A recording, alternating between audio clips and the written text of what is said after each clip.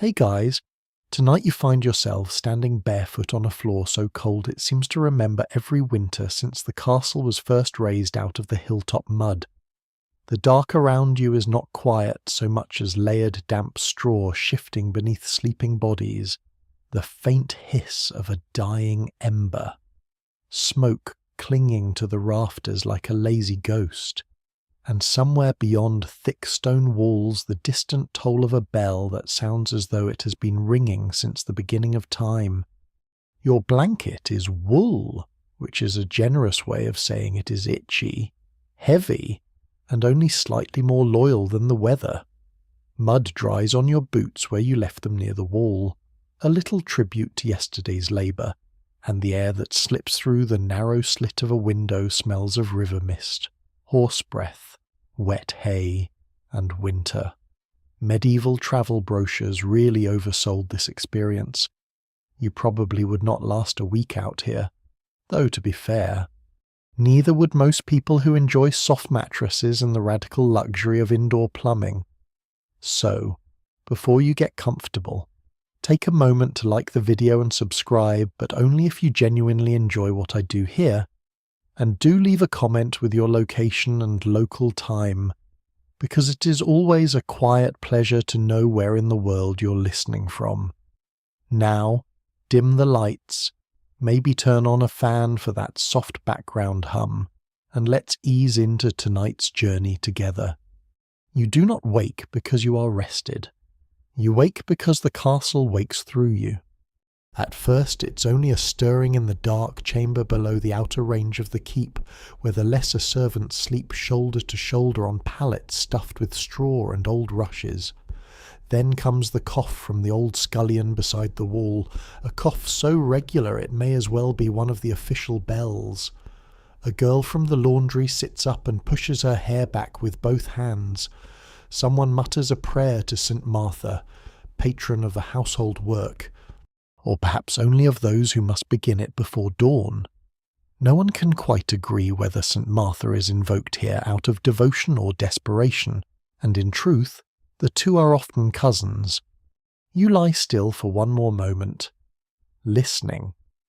That is the first skill of a servant in a castle, not speed, though you will need plenty of that. Not strength, though that helps when hauling buckets, but listening. Before your feet find the floor, you learn what the day intends to be by its sounds. A sharp step above means the steward is already awake, which bodes ill for anyone slow.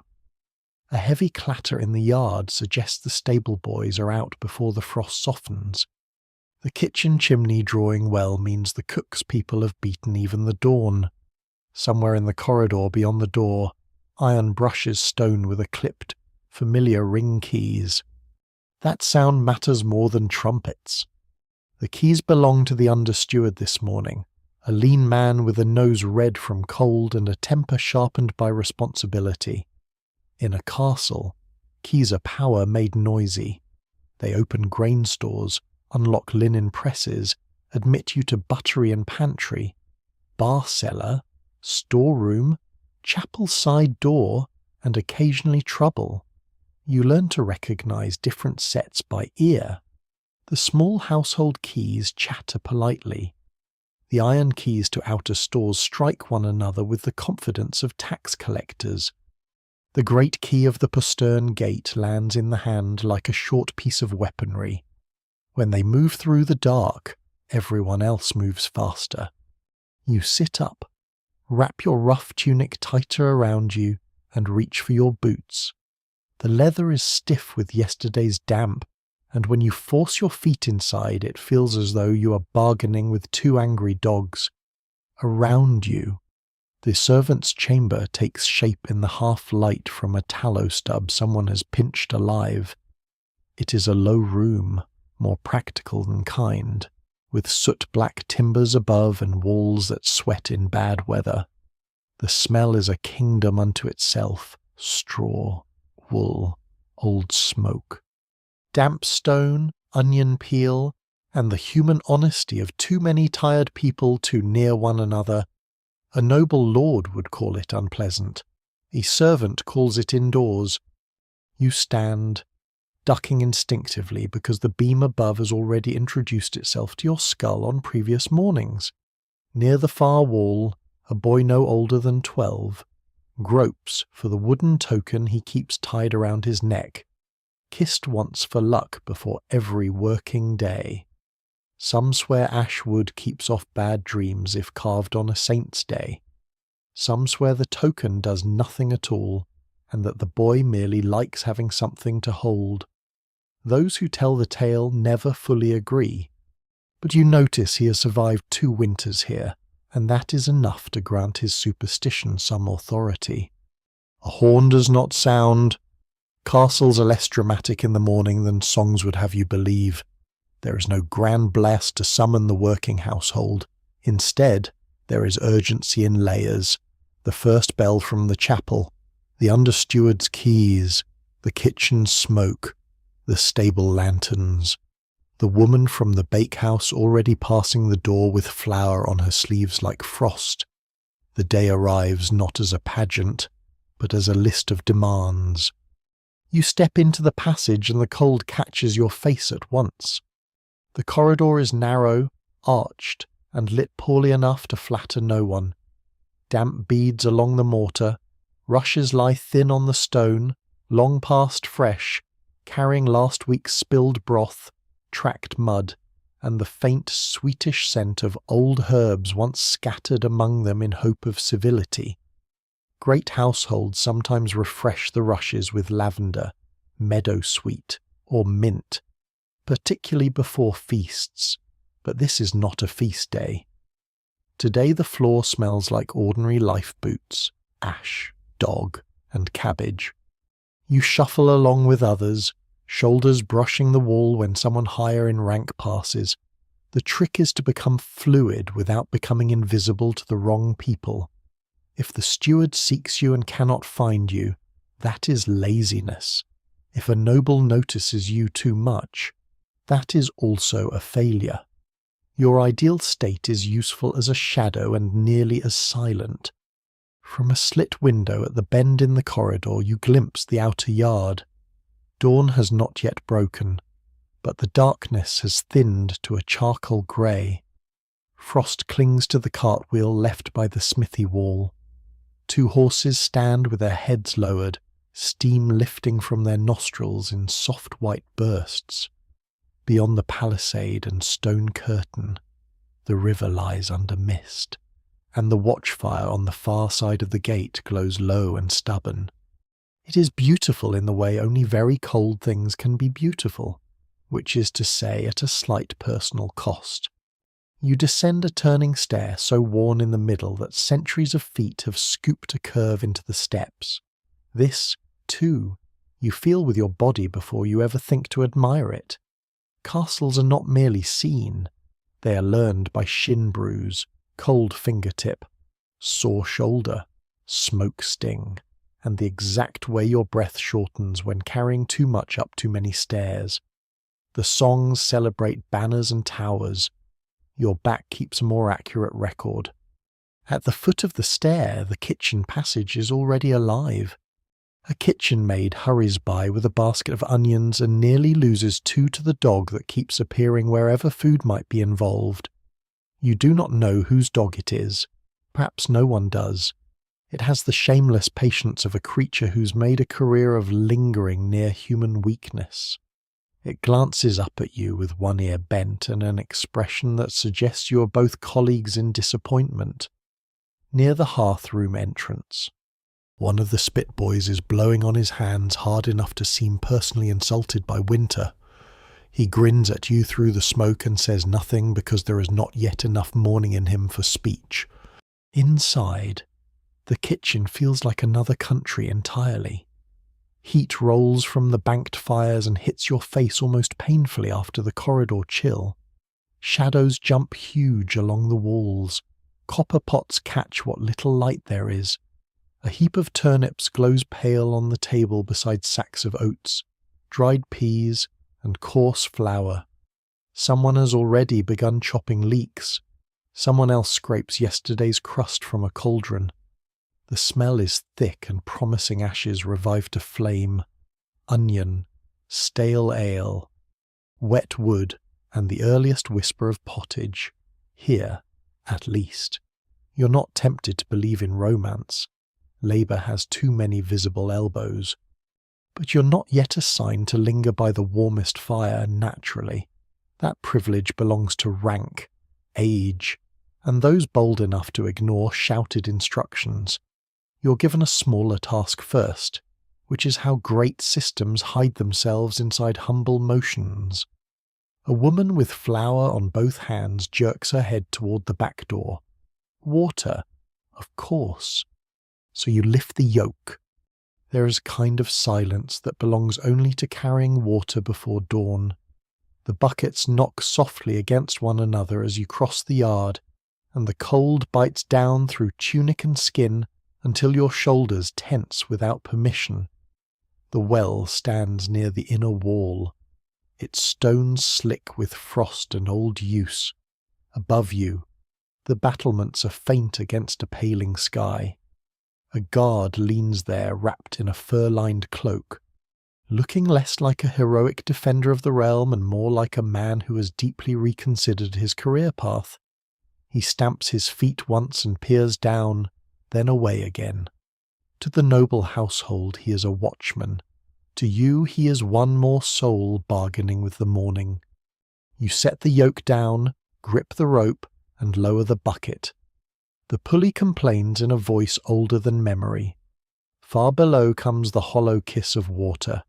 As you haul it back, hand over hand, you feel every meal you have not yet eaten. Castle life is full of this irony. The day begins with exertion powered mainly by expectation. At the well, the gossip comes thin but early. Another servant joins you, cheeks red, sleeves rolled. He says the steward claims the Lord's brother arrives before supper. He says the priest dreams of a black hound at the gate, which some take as warning. He says the old nurse in the upper chamber has tied red thread around a cradle to keep elves from souring the child's sleep, though whether this is piety or village habits smuggled indoors, even now it is hard to tell. Castles like to pretend they're governed by rank and rule alone, but folk belief seeps through every crack. A cook hangs rowan over a door, a groom spits 3 times to avert envy, a laundress turns a shoe upside down to stop quarrels. An armed knight may wear a charm sewn into his shirt and speak of it to no one. You carry the water back with your shoulders bowed under the yoke, feet careful on the frozen ground. Smoke lifts from the chimneys in blue ribbons now. The sky in the east has softened. Somewhere in the chapel, a second bell trembles through the stone. The sound travels differently at this hour. It does not command so much as remind. Time in a castle is not yours. Bells mark prayer, work, meals, curfew, watch, and sleep. They divide the day into pieces and hand each piece to someone else. Even those who cannot read the calendar know the year by labour, feast, lambing, sowing, frost, and saints' days. You belong for now to the bell before breakfast. Back in the kitchen, you pour water into waiting pots. Steam soon begins to feather from the rims. The cook arrives fully at last, not dramatically, but with complete authority, which is a better sort of entrance. She wears no jewel, no silk, no splendid headdress, and yet whole hours of the castle lean toward her. She tastes the broth left from yesterday, barks for more leeks, glances once at the bread trenchers stacked for later, and asks who left the salt crock open as if she were identifying a moral failure rather than a kitchen error. No one confesses. Wisely. You are sent next to the lower hall to help stir the room awake. This is when the hidden scale of service begins to reveal itself. The great hall that lords use for dining, receiving, judgment, and display does not appear clean and ordered by divine favour. It must be made so, every day, by hands that smell faintly of ash. You cross the threshold and the space looms around you. dim and immense. High rafters vanish into shadow. The long trestle tables are still bare. The hearth at the centre breathes only a little heat. Tapestries on the wall hang heavy in the dawn gloom, their stitched hunters and saints watching in patient silence. Last night's rushes lie trodden and stale, mixed with nutshells, crumbs, bits of wax, and the occasional thing no one wants to identify before sunrise. You fetch the broom. Sweeping a medieval hall is less elegant than illustrations suggest. Dust rises, old straw catches. Dogs reconsider whether to help. Yet there is a rhythm to it. You push the rushes into heaps, gather what must be taken out, spread what remains more evenly, and make the place look less like yesterday's appetite. In richer houses, fresh rushes may be layered with herbs to sweeten the room. Here, a handful of sweet flag and rosemary is scattered near the dais on important days. Today, only a little dried lavender appears from somewhere, crushed underfoot until the air barely remembers it. Still, even that feels like an attempt at kindness. As you work, the hall changes colour. What was all shadow becomes first grey, then muted brown and gold. A servant on the dais shakes crumbs from the Lord's cushions. Another checks the beeswax candles kept for higher table, far dearer and sweeter than the tallow dips burned by common use. Beeswax smells faintly of honey and prayer, and its clean flame is fit for chapel and chamber. Tallow smells of animal fat and practical compromise. A castle, like most things, is arranged by quality of light. The steward enters once, surveying with the expression of a man who suspects disorder breeds in corners when unwatched. He says little, that is worse than shouting.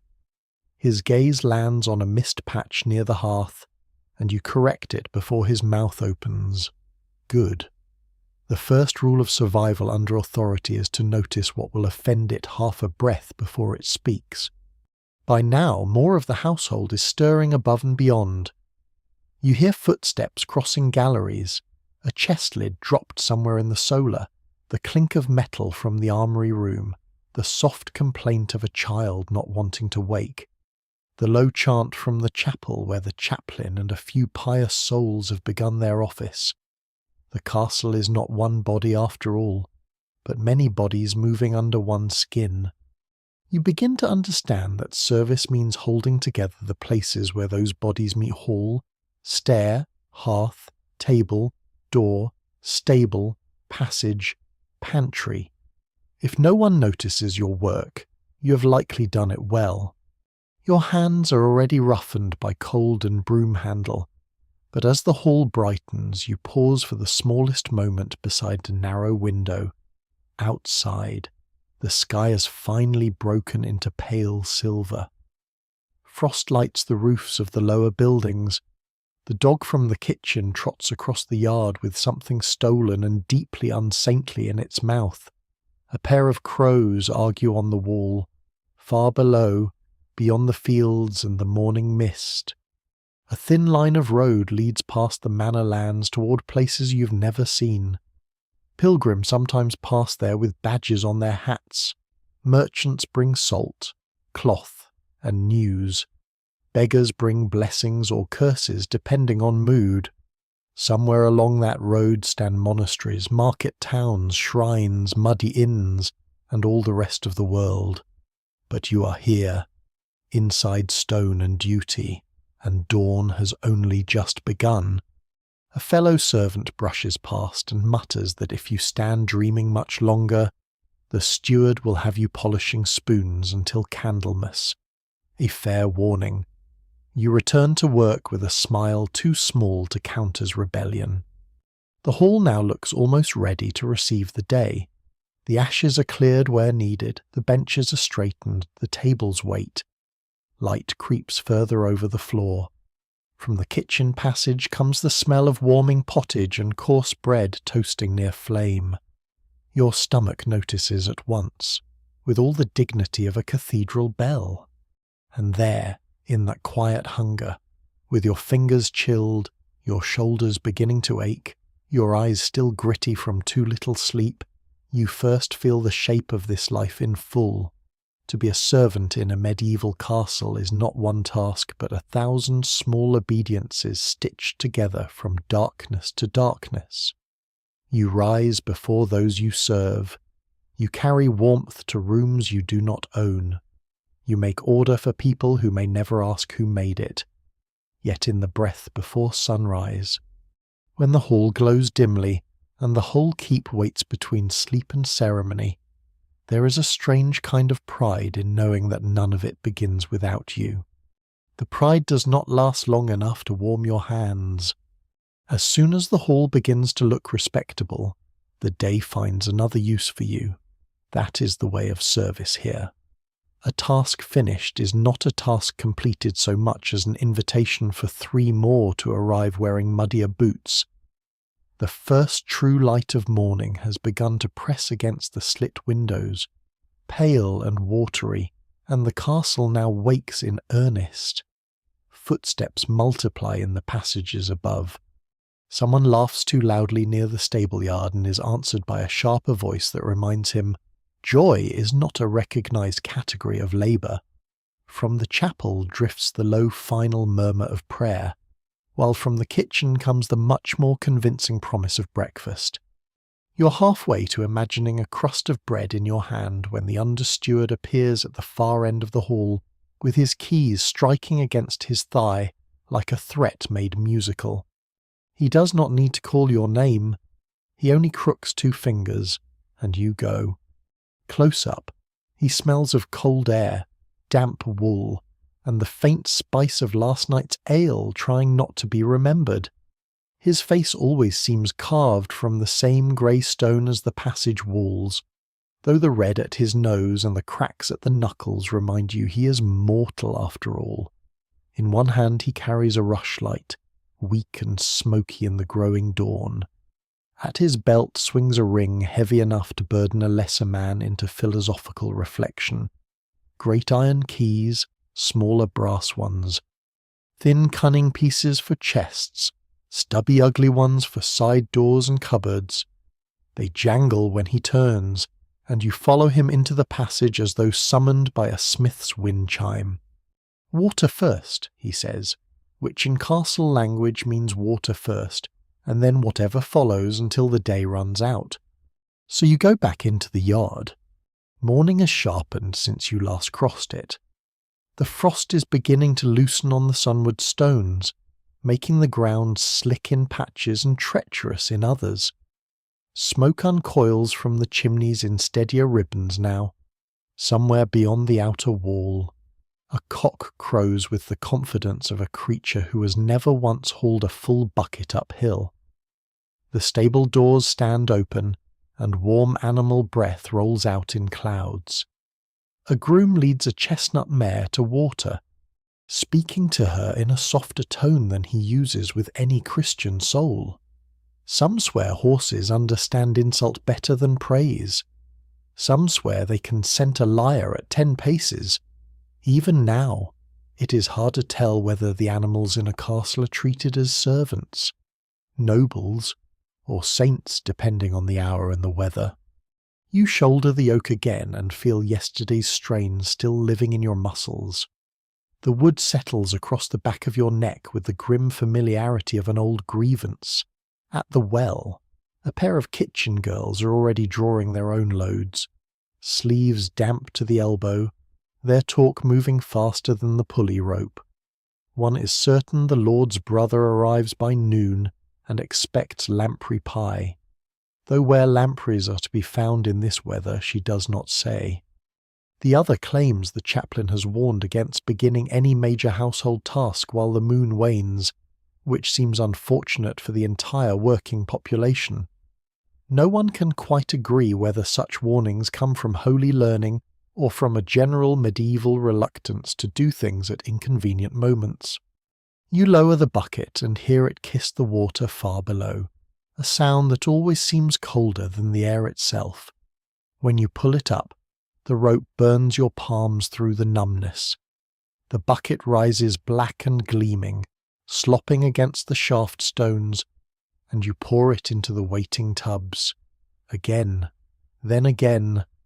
Water for the kitchen, water for the upper chambers, water for washing hands before meals, though not nearly enough for bathing. Because castles talk nobly of cleanliness and then treat warm bath water as though it were imported gold. A lord may have a tub brought on a favourable day, perfumed with herbs and guarded from draughts like a holy relic. Everyone else negotiates with basins, cloths, and optimism. On the third hall, you pause long enough to glance up at the towers. The keep rises pale against the brightening sky, every arrow slit and parapet edged with light. In song, this would be the moment when the castle appears grand and eternal, safe atop its hill, master of the valley below. In life, you notice more practical truths. There is a broken shutter on the western range that still has not been mended. One chimney smokes badly. A strip of cloth left on the battlements yesterday snaps in the wind like a surrendered banner. The beauty of strongholds is always threaded through with repairs. With the yoke balanced across your shoulders, you turn toward the service stair that climbs to the inner chambers. This is no noble staircase made for procession. It is narrow, turning hard against the wall, its steps damp at the edges where the stone sweats in winter. The upper servants know exactly how to climb it without spilling, and you learn by copying them, one hand steadying the bucket. Body leaned slightly forward, eyes down, never hurrying on the corners. A careless servant on these stairs becomes a story told for months, and not in a flattering manner. At the first landing you step aside for a woman from the linen room carrying folded cloth against her hip. The linen is finer than anything in your sleeping chamber, bleached pale and smelling faintly of lye, wind, and lavender. Upper beds are dressed in layers of blankets and sheets that must be aired, beaten, mended, and folded by hands that never rest. Even the comfort of the wealthy is assembled from labour one seam at a time. On the second landing you nearly collide with a page boy carrying a covered urine basin. He's all elbows and nervous pride, dressed a little better than you and therefore doomed to think himself much grander for at least another year. He nods sharply, the way boys do when imitating their betters, and slips past. You catch the smell of rosemary from the basin. The Lord will wash this morning in water scented more sweetly than anything you will drink. At the top of the stair, the passage changes. The stones are cleaner here, the draught less brutal, the wall hangings thicker. Light from the narrow windows falls on wooden chests banded in iron, stools carved more carefully than those below, and doors whose hinges are oiled often enough not to announce every opening to the household. You are not meant to linger, only to leave the water where told and move on before your presence becomes too visible. A servant's art lies partly in speed, partly in memory, and partly in understanding exactly how far into another person's comfort you are permitted to exist. You deliver the first buckets to the chamber outside the solar, where a maid with quick hands and a face still puffy from sleep takes them from you, and says the lady has already asked twice whether the fire is up. Twice. You admire the energy required to be annoyed before sunrise. She rolls her eyes in a way that could cost her dearly if seen by the wrong person, then softens and presses half a dried fig into your hand like contraband. It is tiny, sticky, and miraculous. Castles run on favours almost as much as they run on grain. Back down the stair you go, then up again with more water for the washing room near the guest chamber. The under-steward appears from nowhere at the bottom and jerks his head toward a locked side door off the pantry passage. With me. This is where the keys come in. He fits one long iron tooth into the door and twists. The lock resists. then gives with a sound like a throat clearing. Inside lies a cool storeroom lined with shelves, sacks of oats, sides of smoked meat hanging dark as old leather, jars of honey sealed with wax, wheels of cheese wrapped in cloth, dried peas in bins, onions braided together, vinegar casks, and 2 barrels that smell unmistakably of ale. Here the castle's comforts sit in counted silence. Nothing enters or leaves without someone's notice. Hunger, after all, is political. A missing loaf can become a quarrel. A missing cask can become a scandal. A missing salted fish might, depending on the fish and the rank of the eater, produce an inquiry of remarkable seriousness. The understeward hands you a tally stick and tells you to hold it while he inspects the bread stores. Tally sticks are simple, split bits of wood notched to mark quantity, but they carry their own sort of authority. One half stays with the steward, the other with the baker or supplier, and the matching cuts keep both honest, at least in theory. Medieval accounting has a way of looking rustic until you realize everyone involved is entirely serious and may ruin one another over a missing notch. He mutters counts under his breath. Loaves for the hall, coarse bread for the lower table, finer manchet for the high board, oats for porridge, beans enough, perhaps, salt less than he likes. He sends you to fetch a small sack from the adjoining cupboard, which requires another key, smaller and yellow with use. The whole castle seems made not of stone, timber, and iron, but of locked layers, doors to storerooms, chests to linen, casks sealed in the buttery, boxes in the chapel, cabinets in the lady's chamber. Even the past is locked here in accounts, charters, and letters no kitchen hand will ever read. When the storeroom is shut again, the key withdrawn and returned to its ring, the understeward marches on to the buttery, and you trail after him through the passage where the air grows cooler and smells pleasantly of wood, ale, and spilled grain. The butler is already within, not yet serving drink but preparing for the day's measured flow of it. Despite what later jokes may claim, the buttery is not for butter, but for casks, cups, and drink. Ale is safer than water often enough, and certainly more welcome. Even children may have weak ale, though whether this improves discipline remains doubtful. The butler lifts a lid from a cask and sniffs with priestly concentration. Still good, he says, as if the ale had been holding its breath waiting for judgment. You are sent to wipe the wooden cups stacked along the wall and carry a fresh one to the steward's table in the counting room. The cups smell of oak and old yeast. Your fingers are sticky by the time you finish. Nearby hangs a leather jack with a patched seam, and beside it a row of pewter for higher hands. Rank expresses itself in every material. One person drinks from a rough cup that tastes faintly of last week. Another from a vessel polished bright enough to see his station reflected in it. By now the kitchen is clamouring again, so you return with the sack from the store and nearly walk into the full breath of the hearth. The room has transformed since dawn. Fires roar properly now.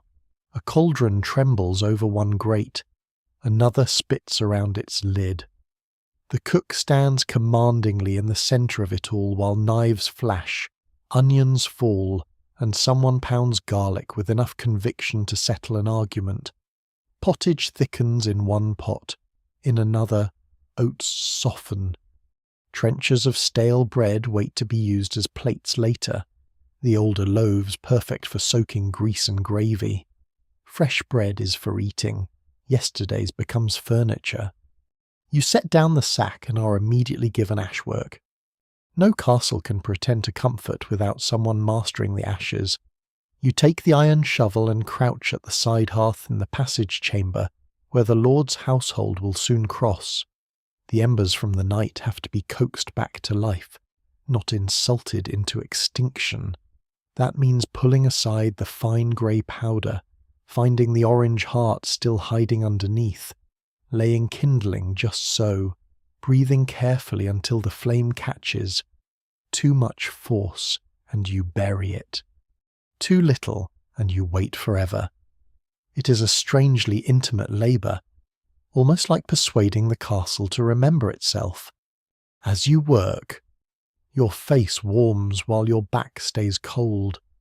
Smoke slips into your eyes. Tears come at once, though no one is sentimental enough to mistake them for feeling. Nearby, another servant empties the ash bucket into a bin to be saved. Nothing useful is wasted. Ash can scrub pots, sweeten soil, help with washing, even serve in remedies stranger than you want to hear before breakfast. Some women mix ash and fat into a harsh soap. Some old folk claim ash from certain feast day fires will cure skin troubles if rubbed on carefully. Those who tell the tale never fully agree on which feast day, which probably improves the cure's mystique. Once the fire catches, you feed it a little more wood and step back to admire the small victory. Flames lick upward. Heat begins to spread along the passage. Within the hour, people of rank will pass this spot and think the warmth natural, or at least expected, as though stone corridors simply decide to become kind at appropriate moments. Your own breakfast, when it comes, is brief enough to feel almost fictional. A heel of coarse bread, a dip of pottage in a shared bowl, a mouthful of weak ale. You eat standing near the kitchen door while a scullion elbows past carrying platters. The bread is dark and dense, made from maslin perhaps, wheat and rye together, honest as field dirt. It fills the mouth with grain and effort. The pottage tastes of leek, oat, and yesterday's broth, which is to say it tastes of continuity. Every great household meal begins somewhere in a pot that remembers the day before. The dog reappears and sits on your foot with calculated despair until you surrender a crumb. It accepts the gift without thanks, as all true professionals do. There is no lingering. Already the under-steward calls again, and the keys answer first. This time the task is not water or stores but doors. The side entrance from the herb yard must be unbarred.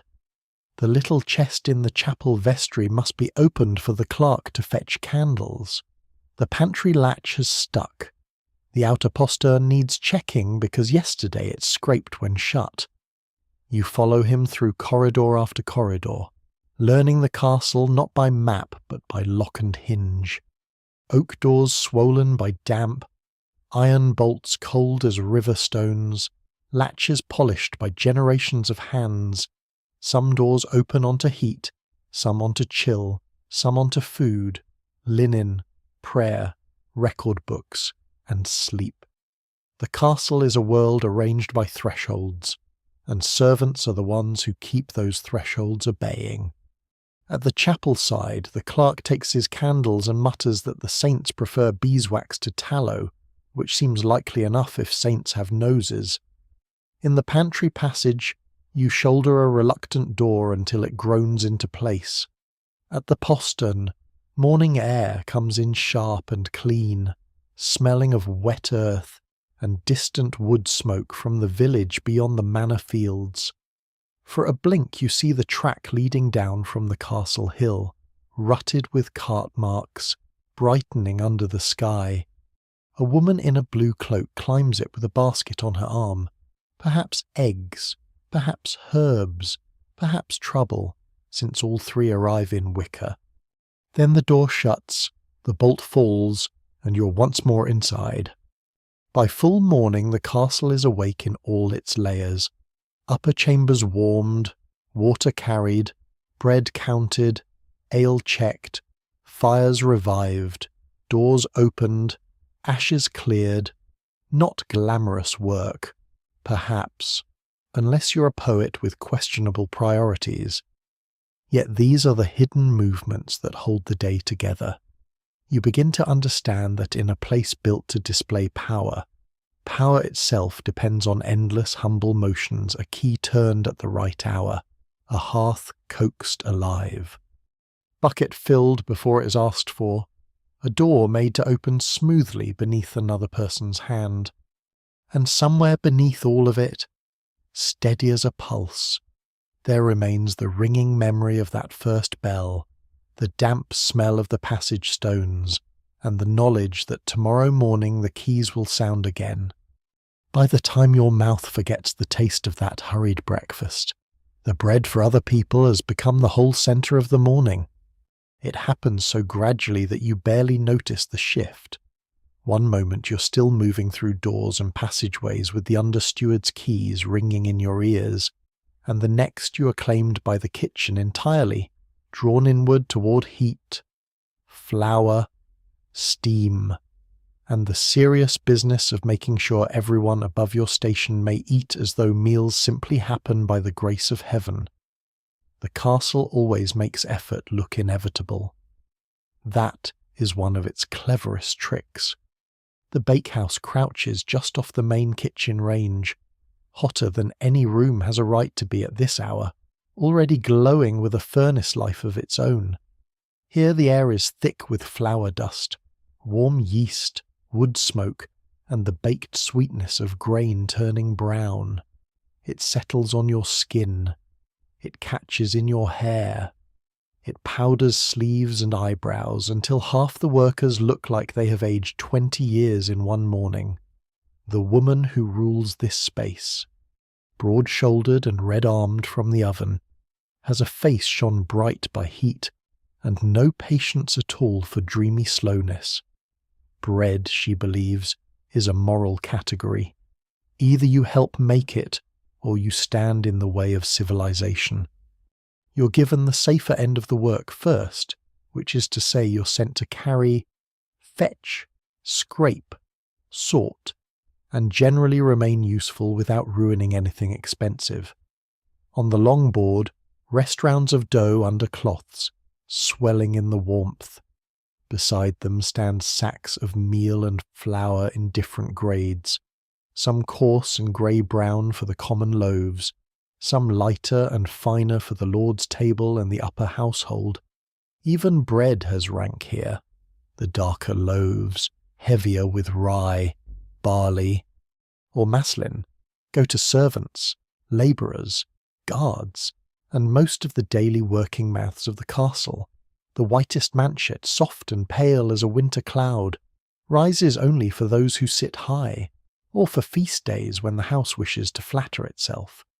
You run a hand over one sack as you shift it and feel how the weave bites your palm. Grain is weight, but it is also time. Fields sown months ago, cut, threshed, carted, ground, taxed, measured, stored, and guarded now become breakfast in the shape of loaves. Whole seasons are hidden inside a crust. The baker's boy tips yesterday's leaven into a fresh trough and adds warm water while the mistress watches with narrowed eyes. There is nothing vague here. Dough is judged by feel, scent, obedience, and mood. Some swear bread can sense a quarrel in the room and turn sulky if needed by angry hands. Some swear a loaf marked with the sign of the cross before baking rises better and keeps mischief away. No one can quite agree whether this improves the bread or merely the baker's courage. But you notice that many loaves bear just such a thumbed blessing anyway. You help dust the long peel, then carry shaped rounds toward the oven mouth, which glows like a dragon reconsidering its diet. The heat slaps your face at once. The baker checks the floor of the oven with a quick motion of hand and experience, then slips the loaves in with practiced grace. A servant beside you mutters that the oven is the one true lord of the castle, because every person must obey it eventually.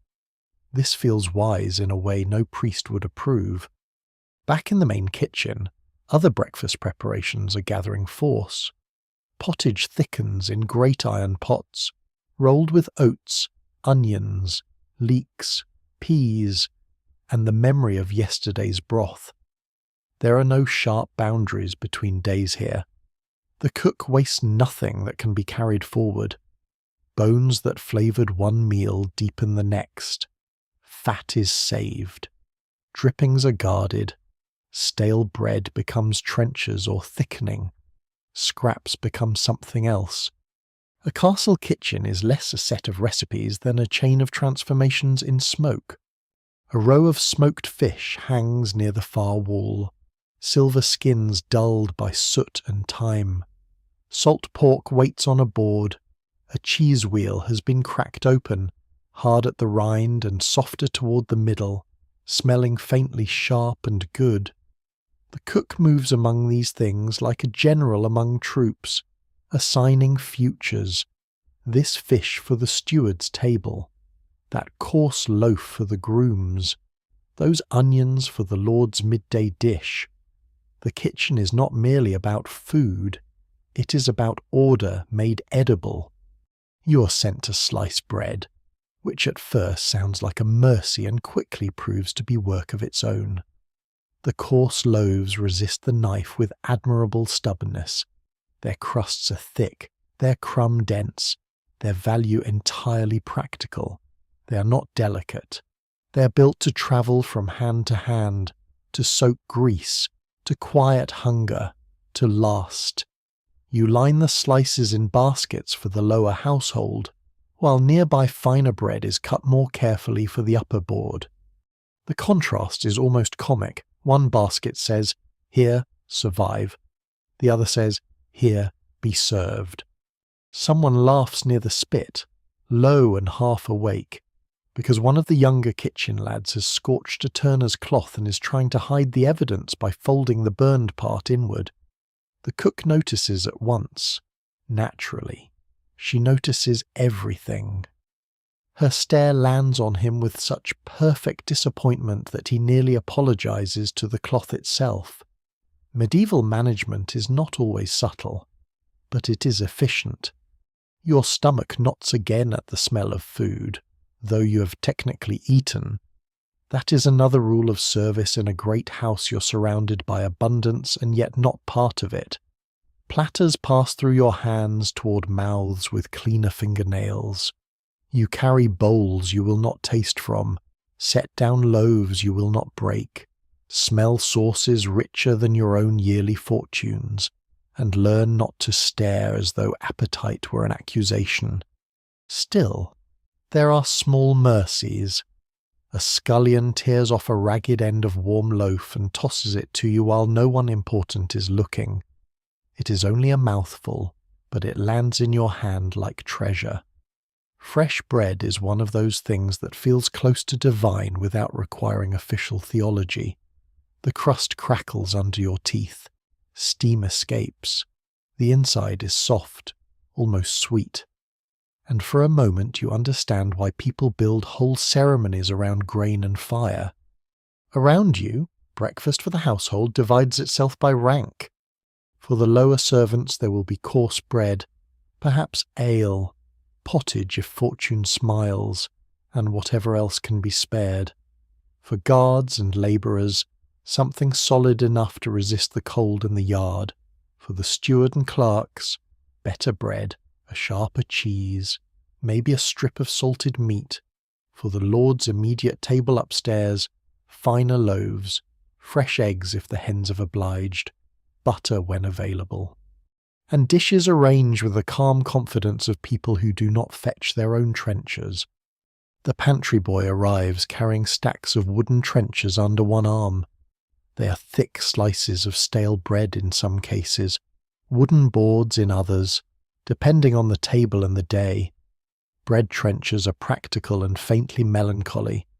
They receive gravy and grease all meal long, then may be eaten by the hungry, given to the poor, or fed to dogs if the household is feeling less saintly than convenient. Some swear food served on bread tastes better, because the trencher remembers every juice. Some swear this is only what poor folk say to comfort themselves. Even now, it is hard to tell where wisdom ends and hunger begins. The dog from earlier has stationed itself exactly where falling scraps are most likely, which is to say it has better strategic instincts than some noblemen. It watches the room with grave devotion. A dropped onion peel bores it. A hint of cheese transforms it into a theologian of hope. You nearly step on its paw carrying a basket, and it looks at you as if you personally have failed a solemn pact. Beyond the kitchen door, the castle continues its own layered mourning. You hear pages running messages, a chambermaid hurrying by with linen, the clank of armour from the guardroom, the scrape of a bench in the hall. Monastery bells drift from somewhere far beyond the village. Slower now, marking the hour with that patient certainty the church gives to all things. Time, bread, prayer, labour. The day is always being portioned. A brief errand sends you from the kitchen into the great hall again, carrying 2 baskets of morning loaves for the lower tables and a smaller cloth-covered board for higher use. The hall has fully brightened since dawn. Light from the tall windows turns the old tapestries warmer and catches at the smoke rising toward the rafters. The rushes you spread earlier now lie more convincingly innocent, as if they had never known nutshells or mud. Tables stand ready, benches are straight. A pair of beeswax candles, still unlit, wait near the dais for later use, thick and smooth and too fine for ordinary hands. A servant is laying salt with absurd care. Salt is dear enough to inspire manners. You set the bread where instructed. Even this has rules. Coarser baskets lower down the hall, where retainers, household officers, and lesser folk will eat according to station. Finer loaves nearer the dais, under better cloth, within easier reach of those whose opinions matter more. Hierarchy in a castle does not merely sit on chairs or wear fur. It appears in crust texture. On your way back, you pass one of the castle clerks near the counting table, his fingers already ink-stained though the day is young. He squints at a narrow scrap of parchment and mutters about grain tallies. The man looks as if sleep abandoned him several winters ago. A scribe's life may be drier than yours, but it is not without its own sorrows. He asks whether the bread from last week's levy has finally been moved from the lower store. You say you do not know. He nods as if this confirms a private suspicion against the universe. Returning to the kitchen, you're caught just long enough by the smell of frying onions in fat to suffer spiritually. Then the cook points with her spoon toward a sideboard where bowls must be filled for the first round of morning serving. You obey at once. There is an art to ladling pottage into bowls without slopping it over your hand, and like all castle arts, it is learned through tiny failures. The first bowl fills too high and threatens the rim. The second is steadier. By the 5th you begin to move with something like competence. Oats, leeks, peas, onion, maybe a scrap of salted meat depending on fortune and rank. Steam clouds your face. The bowls go onto a tray, then into other hands, then out into rooms where people will eat them without wondering who kept the pot from sticking. The kitchen women speak as they work, never ceasing with the hands. A story passes of a village woman below the hill who swears burying a crust from the first loaf of the season in the threshold keeps want from entering. Another says her aunt always hangs fennel over the bakehouse door to guard against witches souring the dough. A third snorts that if witches exist, they probably have better things to do than trouble rye loaves. This feels entirely reasonable, yet no one removes the fennel. Practicality and superstition share a bench quite comfortably in medieval life. At last there is a brief pause. Not a true rest, but the sort of slowing in which people breathe and notice their own bones again. Someone leans against the table. Someone drinks from a wooden cup. Someone wipes a wrist across a damp brow, and leaves a stripe of flour behind. The bakehouse mistress cracks a loaf to inspect the crumb and nods once, which is as close to joy as she appears willing to display before noon. You stand near the side hearth, warming your hands over the lower flame, and watch morning meals depart in every direction. A tray climbs toward the solar, a basket goes to the guardroom, bowls vanish down the servants' passage. A small covered dish is carried toward a chamber where someone is too ill, too noble, or too newly delivered of a child to come down. The castle feeds itself in channels, not equally, certainly not kindly, but efficiently enough to survive. And that, more than banners or battlements, begins to explain what your life here truly is. You're part of the hidden river that keeps the stone giant breathing, not the feast seen by torchlight, but the loaf cut in dim morning, not the Lord's blessing over table, but the rough hand that placed bread there first. The songs would speak of kings and keeps, of hawks and hunts, of shields gleaming in winter sun. Yet before any splendid thing can happen in a castle, someone must rake coals, fetch water, count loaves, scrape boards, mend ladles, and carry breakfast upstairs too narrow for glory. You turn to go where the cook points next, because of course she's already pointing. There are crumbs to sweep, bowls to collect, another batch of loaves to move, perhaps cheese to portion or ale to carry. Morning rolls onward, warm and smoky and hungry, and the bread you helped set out is already disappearing into other people's strength. Morning does not settle in the castle so much as spread itself across every surface, and by the time the last of the breakfast bowls begin to return greasy and empty, the great hall is once again your concern. Food has passed through it. Rank has arranged itself within it. Now labour must erase the evidence and prepare the room for whatever comes next. That is the rhythm here set. Serve, clear, reset. A noble house likes to appear composed, but composition is mostly what remains after somebody else has bent, lifted, wiped, carried, and gone away quickly.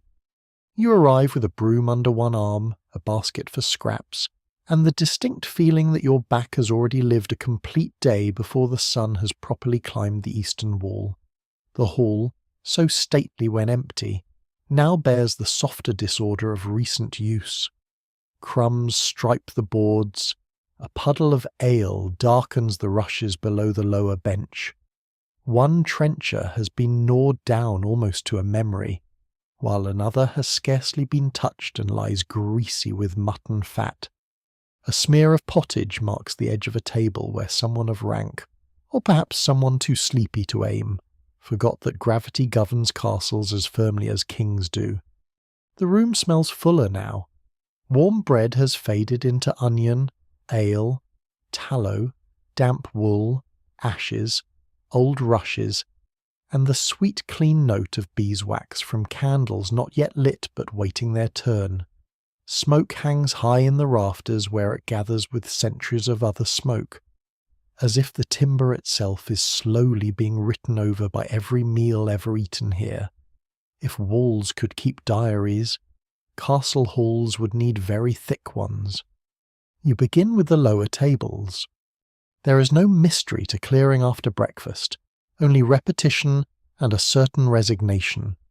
Wooden bowls are stacked, cups are gathered, the scraps fit themselves, by custom, into categories.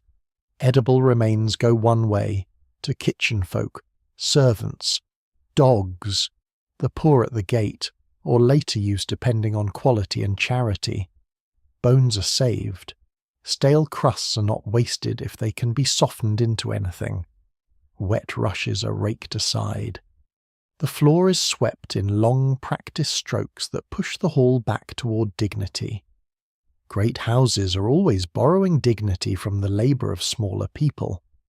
A guard still sitting near the lower end of the hall lifts his boots just enough for you to sweep under them, which is the sort of courtesy a servant remembers with disproportionate gratitude.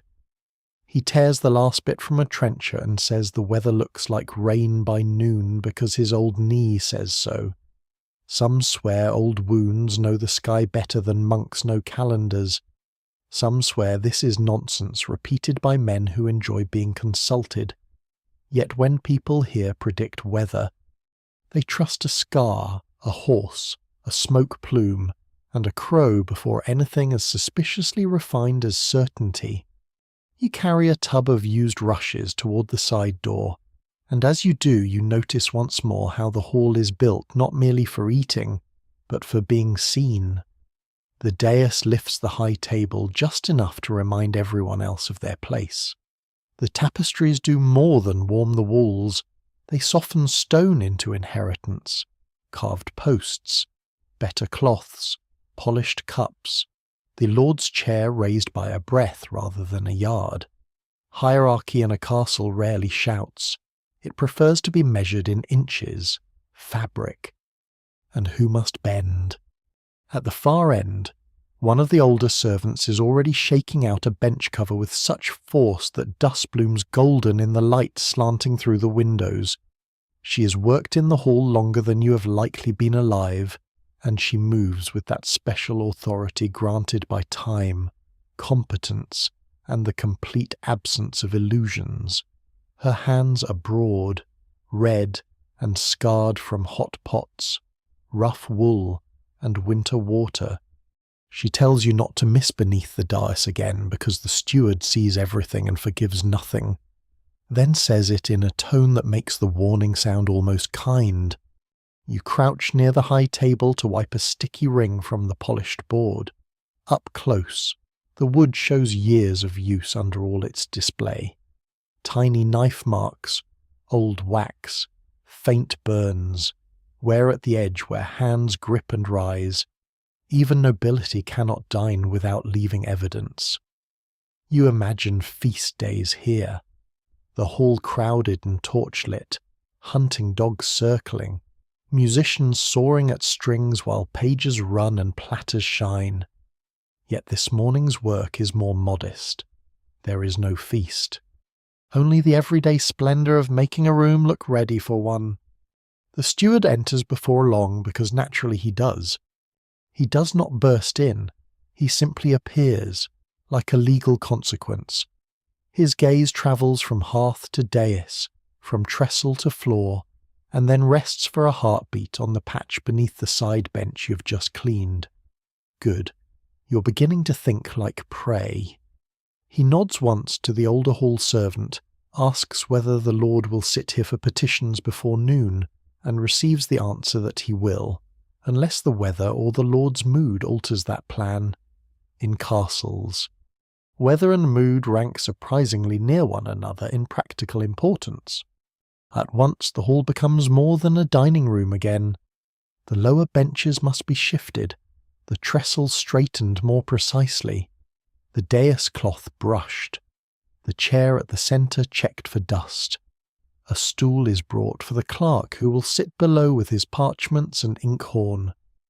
The long space is preparing to turn from breakfast chamber into place of rule, and you see how quickly the same stone room can change its meaning through objects alone.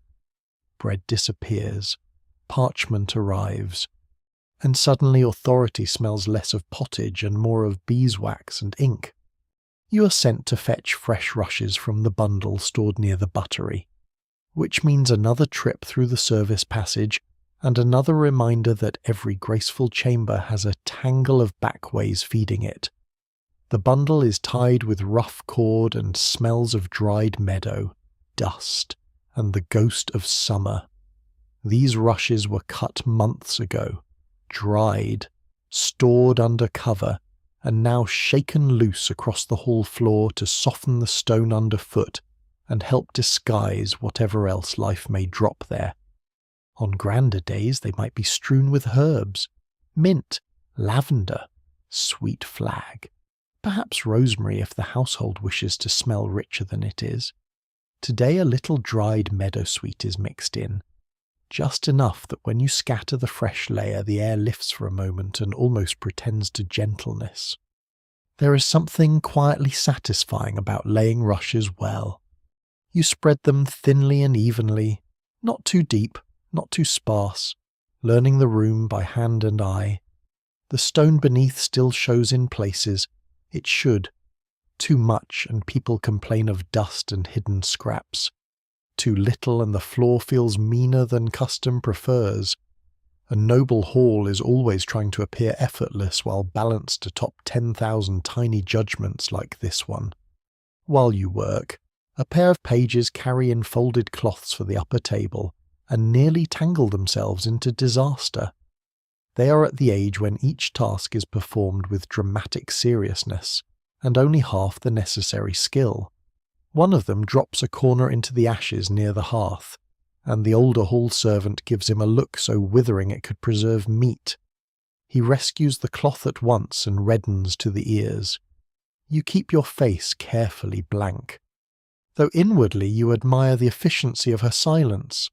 In some castles, discipline arrives by shouting. Here, a glance can do the work of 3 sermons. By mid-morning the light has changed again, stronger now, catching in the motes above the hall and warming the colours of the wall hangings. A hunting scene near the east end shows hounds forever pursuing a stag through stitched woods that look cleaner than any forest road you have ever seen. Near the dais hangs a faded piece with saints and a fortress town no one in this household has likely visited. Tapestries tell lies the way nobles do beautifully, expensively, and with some truth stitched under the ornament. You are fetching a polished ewer to set near the high end when the kitchen sends word that the Lord's brother may indeed arrive before the midday meal. At once the hall's mood shifts, not into panic exactly, but into that sharpened briskness that means all visible things must improve by a degree or two. More candles are counted, the better salt cellar is fetched, a cleaner cloth is chosen. The steward mutters about seating, the cook, somewhere beyond the passage, begins reinventing the menu with the grim energy of a commander learning reinforcements have come without warning. You are sent back and forth so often now that the hall and kitchen seem like 2 lungs of the same body, breathing through you and others like you. Bread out, bowls in, cloths changed, benches aligned, pitcher fetched, fire stirred. The castle shines where it can and covers what it cannot. Under the high windows, the old dog lies exactly where it should not, one eye open, dreaming perhaps of dropped capons it has no realistic chance of receiving before noon. There is a brief pause while the clerk arranges his materials at the lower end of the dais. He lays out parchment, sand for drying ink, a penknife, and a horn of black ink with a reverence that suggests written words may yet save civilization. His fingers are already stained. His sleeves are careful but not clean. Ink has a way of finding those who trust it too much. He asks you for a rag, and while handing it over you glimpse the top lines of a list rents, oats, hens, a mention of tolls from the village market. Life in the castle is measured in items, just as much as in prayers or banners, grain in, ale out, candles counted, salt noted, geese expected, complaints heard. Rule is an accounting problem with fur trims. Then comes polishing. No one mentions polishing in songs, perhaps because it is difficult to make lint sound heroic. But if a hall is to receive guests, certain things must gleam. You rub at a pewter cup until your own dim face begins to appear in it. You wipe the brass clasp on a small coffer near the dais. You polish a serving spoon, then another, and discover that metal rewards patience less generously than one might hope. Beside you, a maid rubs beeswax into a side table and mutters that if heaven is real, surely there are no spoons there. You suspect this may be the most heartfelt theology you hear all week. As you work, you become aware of all the small sounds that make a hall ready: broom bristles whispering over boards, cloth snapping once in the air, the low crackle of kindling settling in the hearth, footsteps on the gallery above, the jangle of the steward's keys passing somewhere beyond, the scratch of a pen, distant voices in the yard, a cart rumbling over the gate stones outside. None of these are grand. Together they sound like power being assembled. Somewhere near the door, two servants trade a rumour that the Lord's brother brings news from a manor farther south, where a relic of questionable authenticity has lately drawn pilgrims and coin in equal measure. Some swear a saint's finger now lies in that priory. Some swear it is a knuckle from an obliging sheep dressed in silver. Those who tell the tale never fully agree. But money appears even when certainty does not, which may be the most medieval truth of all. The hall is almost transformed now. Fresh rushes underfoot, tables brushed, dais orderly, candles ready, salt set properly, ewers in place, cushions shaken, light widening on the floor. The breakfast traces are gone unless you know where to look. A room that this morning smelled of porridge now seems to belong to judgment, guests, and ceremony. It is hard not to admire the illusion, even while helping make it. You step back for a single moment near the side wall and look across the length of it. This is the heart of the castle as most people understand it. Here the Lord eats, receives, commands, rewards, complains, listens, refuses, displays generosity, and reminds everyone who stands lower. Here weather is discussed, dues are argued, marriages announced, messengers received, tenants scolded, and feast days made visible. It is a room for power, but power rarely admits how much sweeping it requires. And that is where your life fits into the shape of the place. Not in the chair on the dais, not at the centre of anyone's story. You're in the polished cup, the straightened bench, the fire laid to catch quickly, the rushes spread evenly so no noble ankle notices the stone. You're in the hall's ability to pass, from one hour to the next, as if dignity grows here naturally from timber and stone. Yet it does not. It grows from tired arms, cold mornings, and the practical devotion of people whose names never reach the parchment. The steward calls for another cloth. The clerk asks for more sand. The kitchen door bangs open and shut again with tidings of hot broth, roasted onions, and bread to be carried later. Outside, somewhere beyond the thick walls, the village road runs muddy under a brightening sky, and the world beyond the castle keeps to its own concerns. But here inside, under rafters dark with smoke and memory, the hall now gleams as if it had always known how. The hall may shine, but the castle cannot live on polish alone. Before the clerk has fully settled with his parchments, and before the high table has even decided what sort of dignity it will require by noon, you are sent back out through the sideways and lesser doors, away from the hearth breath and polished boards, into the rougher world that keeps the whole proud place supplied. It is one of the stranger truths of castle life that grandeur always points inward while necessity points out. The dais faces the room, but the kitchen, stable, byre, brewhouse, woodpile, midden herb plot, and village road all tug at the sleeves of the day with greater practical force. You leave by the postern this time, carrying a small basket, a folded note for the Reeves man, and instructions simple enough in wording and endless enough in implication. Check with the stable. See whether the wheelwright's boy has brought the iron pins promised yesterday. Ask at the herb yard whether more sage can be spared for the cook. Stop by the village edge for eggs if the manor hens continue their private campaign against usefulness. Then return before anyone decides you have become decorative. The postern opens with its usual complaint, and cold air meets you at once, sharper than it seemed from indoors. Outside, the day has turned properly grey, a washed wool sort of grey with light hiding somewhere behind it. The earth underfoot is no longer hard with dawn frost, but slickening toward mud, which is in many ways the more natural state of medieval ground. A castle in winter or spring is never far from mud. It clings to boots, cartwheels, hems, paws, and patience.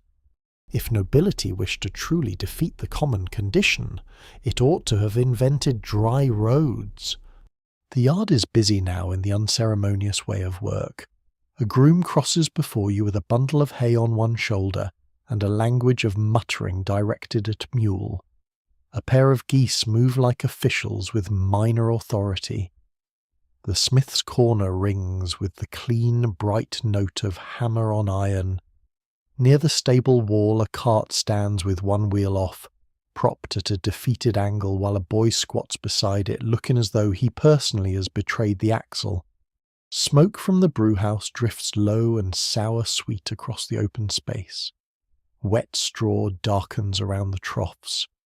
Nothing here is elegant, which is precisely why everything important happens. You turn first toward the stables. The smell reaches you before the doorway does hay, horse, leather, manure, damp wood, old oats, and the thick body warmth of animals that do not care in the least about heraldry. Inside it is dimmer than the yard, but warmer, and full of sounds the noble hall never hears clearly enough to appreciate.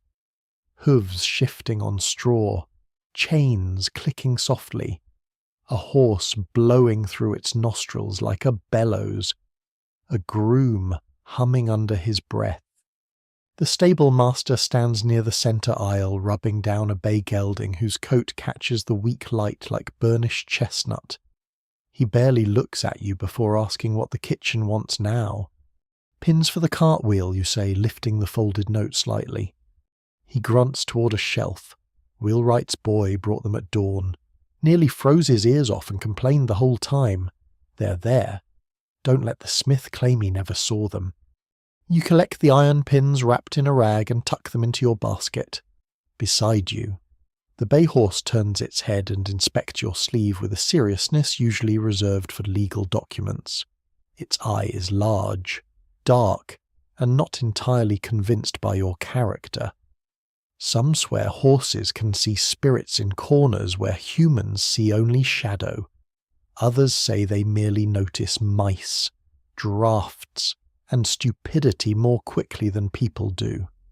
The stable master, without pausing in his work, says this one bites only those who deserve it, which is uncomfortably broad as a category. Near the back stalls a younger groom is rubbing goose fat into a cracked harness strap. Leather must be fed if it is to survive cold and rain, just as men must be fed if they're to lift it afterward. Everything here asks for maintenance. Saddles, straps, hooves, carts, doors, buckets, walls, tempers. The castle is less a finished thing than a constant negotiation against wear. You leave the stable and cut across the yard to the wheelwright's lean-to, where spokes, rims, hubs, and wood shavings lie in a fragrant chaos. The broken cartwheel you noticed earlier has been set flat now, and the wheelwright's apprentice, cheeks raw from wind, is trimming a piece of oak while pretending not to shiver. He swears the wheel was cracked before he ever touched it. This is plausible, though he says it with the speed of someone already experienced in blame. You pass him the message that the pins have arrived, and he says he would have known that soon enough if certain people did not assume all useful news travelled through servants first. The truth, of course, is that useful news often does. Servants, grooms, kitchen women, pages, laundresses, porters, and Reeves' men form the true nervous system of the castle and manor. Information passes through them with baskets, ladles, buckets, and boots. Which cow is sick? Which tenant is late with oats? Which monk from the priory drinks more than looks appropriate? Which road is bad after rain? Which merchant cheats on salt weights?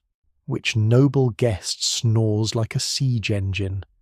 High folk may make decisions, but low folk know what is actually happening.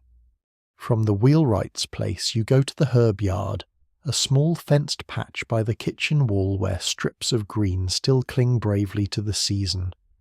Not much grows lushly now, but sage remains, and thyme, and a little rue, and lavender gone grey at the stem. A kitchen woman in a wool shawl is cutting what can be spared, and muttering that if one more person asks for rosemary in weather like this, they may be served boiled nettles out of spite. She hands you a tied bunch of sage and says the cook is welcome to every leaf if she can convince the saints to send spring sooner. Herb lore lives in this space as naturally as damp in stone. Sage for stuffing and sore throats. Thyme for broth and chest complaints. Mint when the stomach rebels. Rue with its bitter reputation and medicinal airs. Pennyroyal spoken of cautiously. Comfrey for bruises. Wormwood for troubles internal and external, though perhaps not emotional. Some swear carrying angelica root keeps plague at bay. Some swear garlic hung by the door turns away corrupt air, envy, and several categories of neighbour. No one can quite agree which herbs heal, which merely comfort, and which make people feel impressively treated while time does the real work. Still, bunches dry from beams in kitchens and chambers all over the land, and that tells you enough about what people need to believe. You tuck the sage into the basket beside the pins and head toward the lower gate, where the path bends down toward the village edge. This is not a long journey, but leaving the inner yard always feels like stepping through a seam in the world.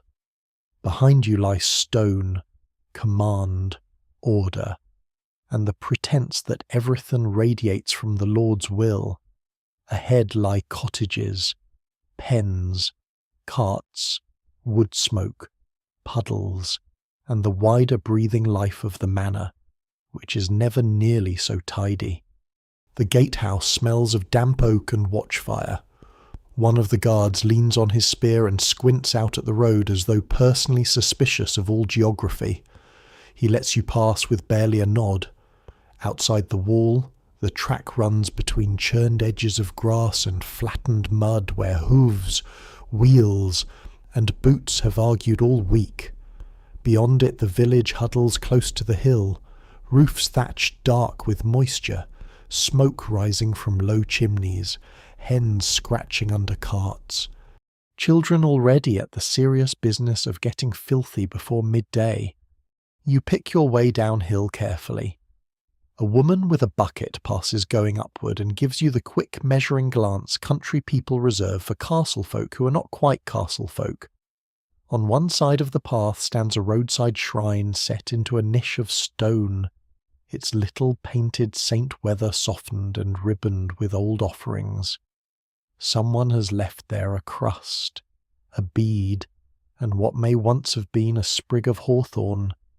Roadside shrines gather the hopes of people too busy to visit larger altars, a whispered prayer on the move, a touch of fingers, a promise made in mud. Some swear these little saints guard travellers from wolves, thieves, and axle breaks. Some swear they mainly watch people trip. At the village edge, the Reeves man is easy to find because he is arguing with someone about eggs. The manor hens, it turns out, have produced fewer than expected, and those that exist are already divided between household need, a sick child, and the priest's claim that he was promised a dozen last evening. Medieval administration, you discover, can be reduced surprisingly often to adults discussing poultry with grave moral energy. You hand over the note, endure the Reeves sigh over shortages, and leave with 6 eggs wrapped in straw instead of the hoped for 10. He says if the castle wants more, it may ask the hens directly and wish itself luck.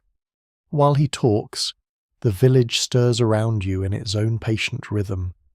A woman shakes out a wool blanket by a doorway. A man bends over a broken hurdle. A child drags a stick through the mud in solemn circles.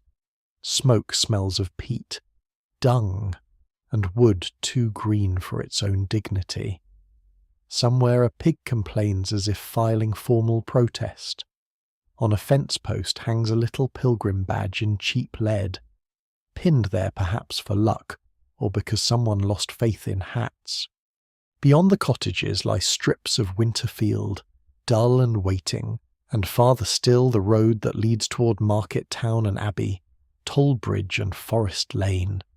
You are sent, before returning, to check whether old Martin's wife has any onion she can spare. Since the kitchen stores are lower than the cook enjoys admitting, she does, but only after complaining that market tolls have gone up again, and that merchants now price salt as though it were powdered relic. This may be an exaggeration, though not by much. She measures out onions from a hanging net, their skins crisp and papery, and adds a clove of garlic for chest heat, insisting the cook use it before the moon turns. Even now, it is hard to tell whether timing matters or whether people prefer remedies that sound astronomical. You thank her and tuck the onions into the basket. On the way back up toward the gate, rain finally begins. Not a grand storm, nothing theatrical, just a thin cold rain that seems to arrive from every direction at once. It slicks your sleeves, dapples the basket cloth, wakes the smell of earth, and turns the road from mud to conviction. By the time you reach the roadside shrine again, the little saint wears fresh beads of water down its faded cheeks. You hunch your shoulders and keep moving. Medieval weather has a talent for behaving as though your plans were a personal insult. At the gatehouse, the guard says, with infuriating calm, "Looks wet." You resist the urge to inform him that your face had noticed. Inside the walls, the yard is already changing under the rain. Straw darkens, puddles form in hoof hollows, the cartwheel shines, cloaks appear on backs, and every servant with sense begins adjusting routes to avoid the worst of the runoff from the roof lines. A page dashes across open ground and is nearly decapitated by his own hood. The geese remain unbothered. Geese, like certain bishops, thrive in conditions that discomfort everyone else. You deliver the pins first, then the onions, then the eggs, the sage last because the cook snatches it from your basket with a look of genuine relief. "About time," she says, though you have been gone no longer than instructed. Kitchen time obeys its own harsher geometry. She tests one egg against the bowl edge, nods, and tells you the Lord's brother is now expected by the noon bell rather than before it, which in castle terms counts as both delay and crisis. There is no true pause after that. Your trip beyond the gate has not been adventure so much as extension. A reminder that the castle's stone belly feeds on the labour and produce of everything around it: stables, herb yard, village pens, muddy roads, shrines, carts, hens, market tolls, stored onions, blacksmith pins. This splendid hall depends utterly on these humbler circles, though it rarely says thank you in a way anyone can spend. Still, as you stand for one brief heartbeat in the kitchen passage shaking rain from your sleeves, breathing in the smell of broth, smoke, wet wool, and newly cut sage, you feel that you have seen the castle more truthfully than many who sit above you ever will. Not only the tapestried and chair backs, but the mud below the gate, the horse breath in the stable, the shrine at the roadside, the village woman bargaining over eggs, the broken cartwheel, the first thin rain turning the yard dark. The castle shines where it is looked at, but it survives because of everything outside the shine. Rain makes every whisper seem more believable. You come back into the castle carrying the weather on your sleeves, and somehow that changes the feel of everything at once. Indoors the air is still warmer than the yard, still smoky and salted and full of kitchen breath. But now the stones by the threshold shine darker. The rushes near the doors drink in damp, and cloaks begin to steam when hung close enough to the fire. The castle is never entirely dry, only dry in degrees, and a rainy day reveals all its secret habits. Water creeps under doors, drips from hoods, gathers in stair corners, darkens oak, fattens the smell of wool, and turns every servant into a negotiator with mud. The cook has no interest in the poetry of it. She takes the onions, sage, and eggs as if they were merely the return of something the universe had borrowed, then points you toward the inner passage with a spoon slicked in broth. The Lord's brother may arrive by the noon bell or perhaps shortly after, which means the hall must remain ready. The upper chambers must look less mortal than usual. And all hands not nailed to a pot or stable door are to be useful in those spaces where the household reveals its finer face. So you leave the kitchen heat and slip into the narrower ways again, through passages that thread behind the great rooms like hidden stitching under a rich sleeve. These back passages are among the truest parts of the castle, though they appear in no grand description and feature in no flattering song. They are low-ceilinged, half-lit, and practical, meant not for display but for movement. A servant can pass from hall to pantry, pantry to buttery, buttery to stair, stair to upper corridor, and from there to chamber, solar, linen room, garderobe, or chapel side without ever crossing the centre of noble attention.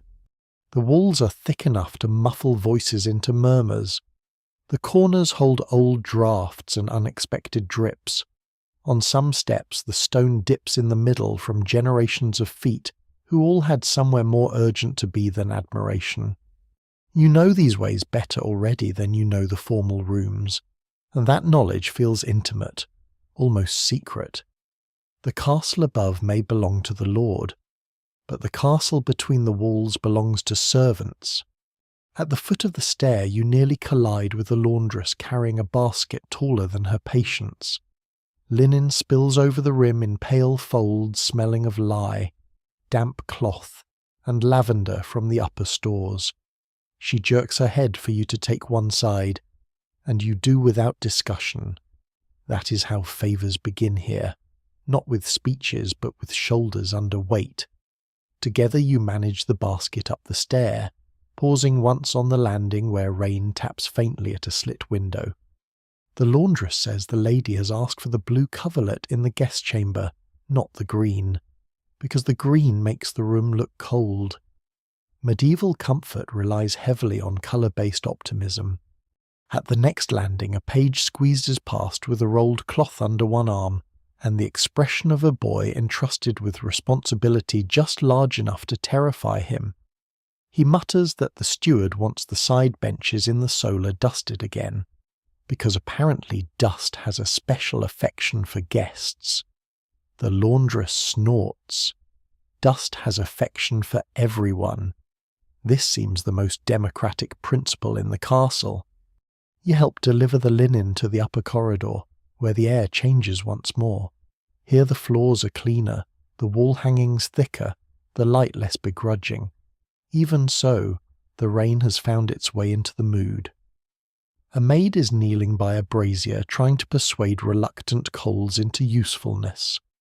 Another is rubbing at a watermark on the inside sill of a narrow window, as though offended that weather should presume to enter at all. A young woman from the ladies' chamber is carrying combs, ribbons, and a small mirror polished bright enough to flatter only from several respectful angles. You're handed a feather brush and pointed toward the guest room. The chamber itself is not large by noble standards, but to your eyes it still looks indulgent. There is a bedstead with carved posts, ropes laced beneath the mattress, blankets folded thick, a chest at the foot, 2 stools, a coffer, and a narrow table by the wall. The hearth there has been coaxed into a modest fire, and its warmth sits in the room like a promise only partly kept. Rain hushes against the shutter outside. The smell is beeswax, wood smoke, linen, and damp stone hiding under better things.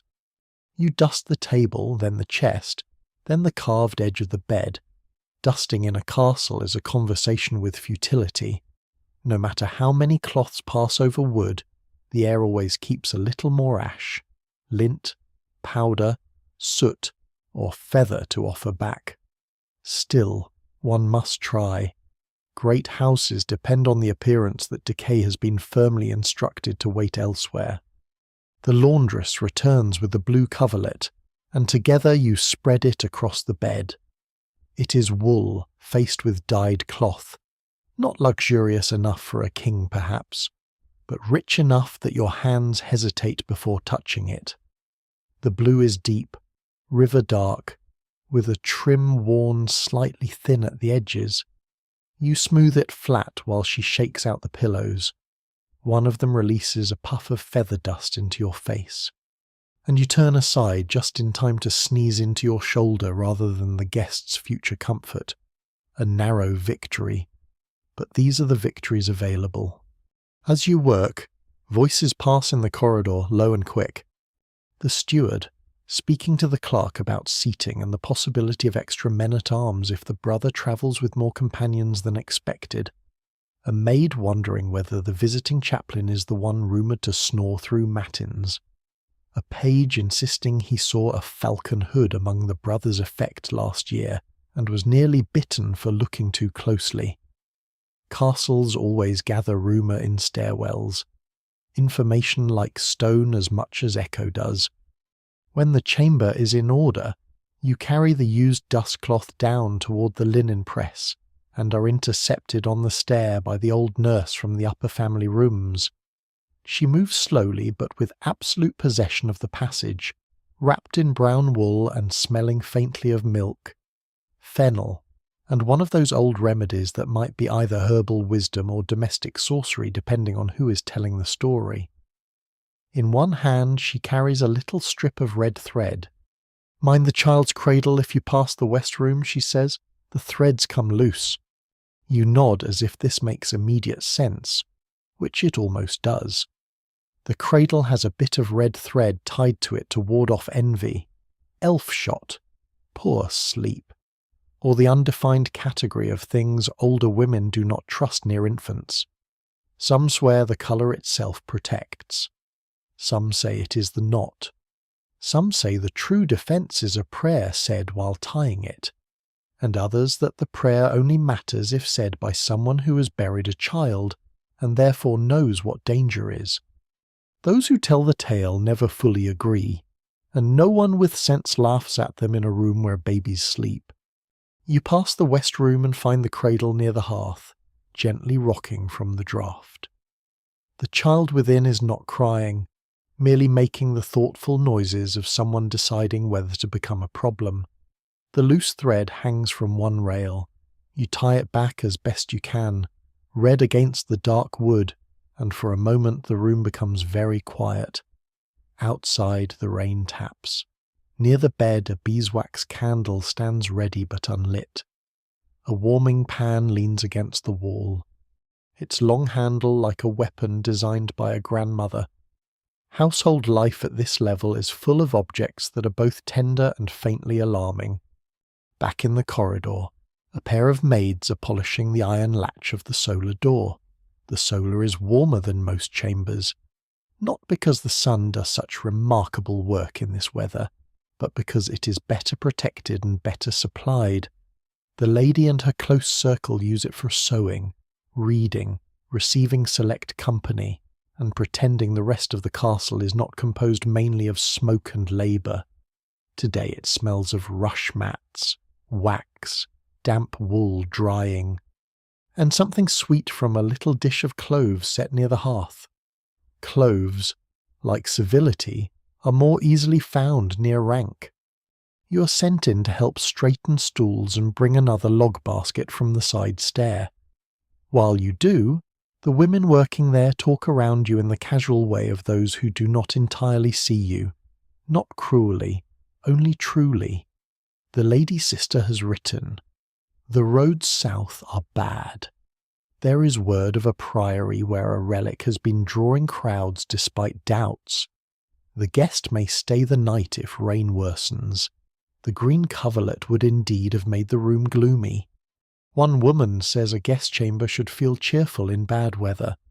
Another replies that no chamber in a castle has ever successfully argued with November. You hide a smile and keep stacking logs. By now your tunic has dried in patches, leaving your skin with that peculiar chill of clothes that have not decided whether to forgive the rain. The stair between the solar and the lower hall seems narrower each time you take it. Up with wood, down with cloths, up with a basin, down with a message. You begin to move almost without thought, which is its own sort of skill. A servant survives by learning the routes so well that the body handles them while the mind saves itself for noticing changes. And there are always changes. At the turn in one passage, a damp patch has appeared on the wall where there was none yesterday. At the end of another, a chest has been moved to make room for extra cloaks. The little dog from the kitchen, somehow elevated to the upper range, is asleep beside a stool, as if it belongs there by charter.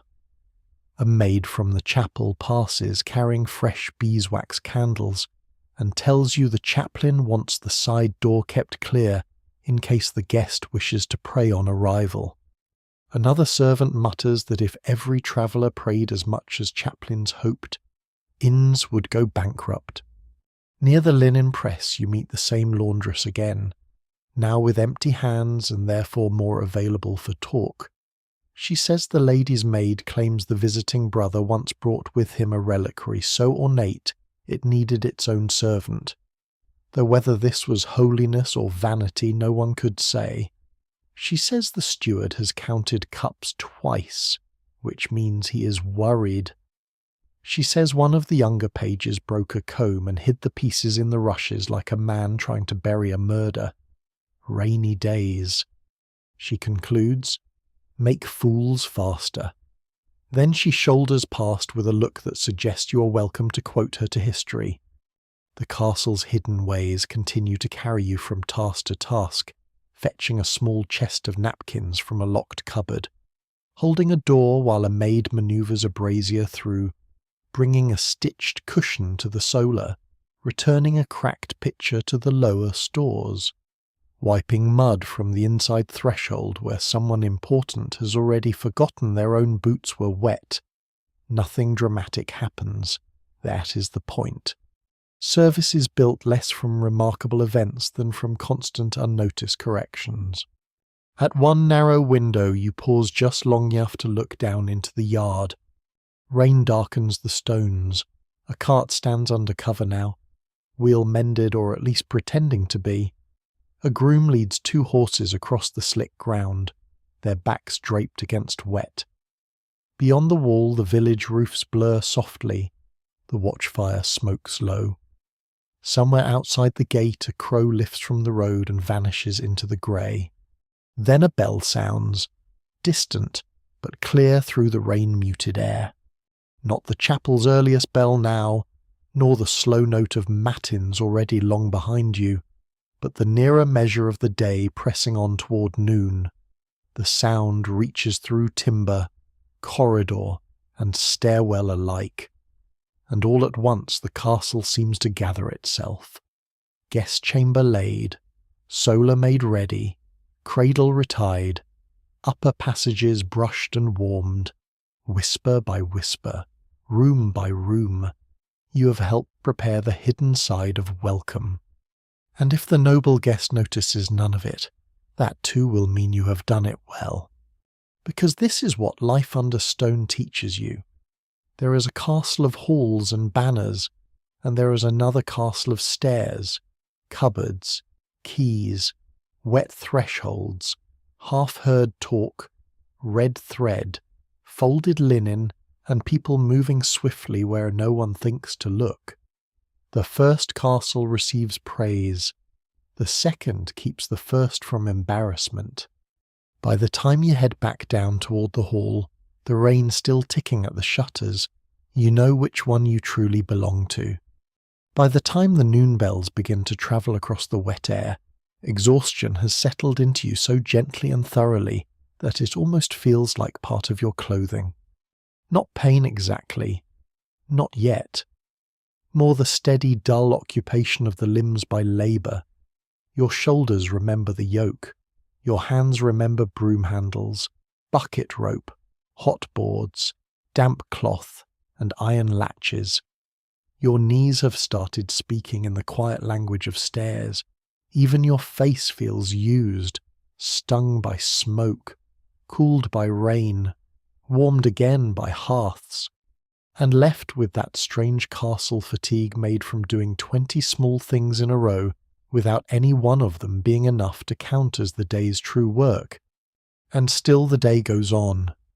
The noon bell comes first from the chapel tower within the castle walls, then seems to answer itself from farther off, where some monastery or priory beyond the village marks the same hour with a slower, heavier note.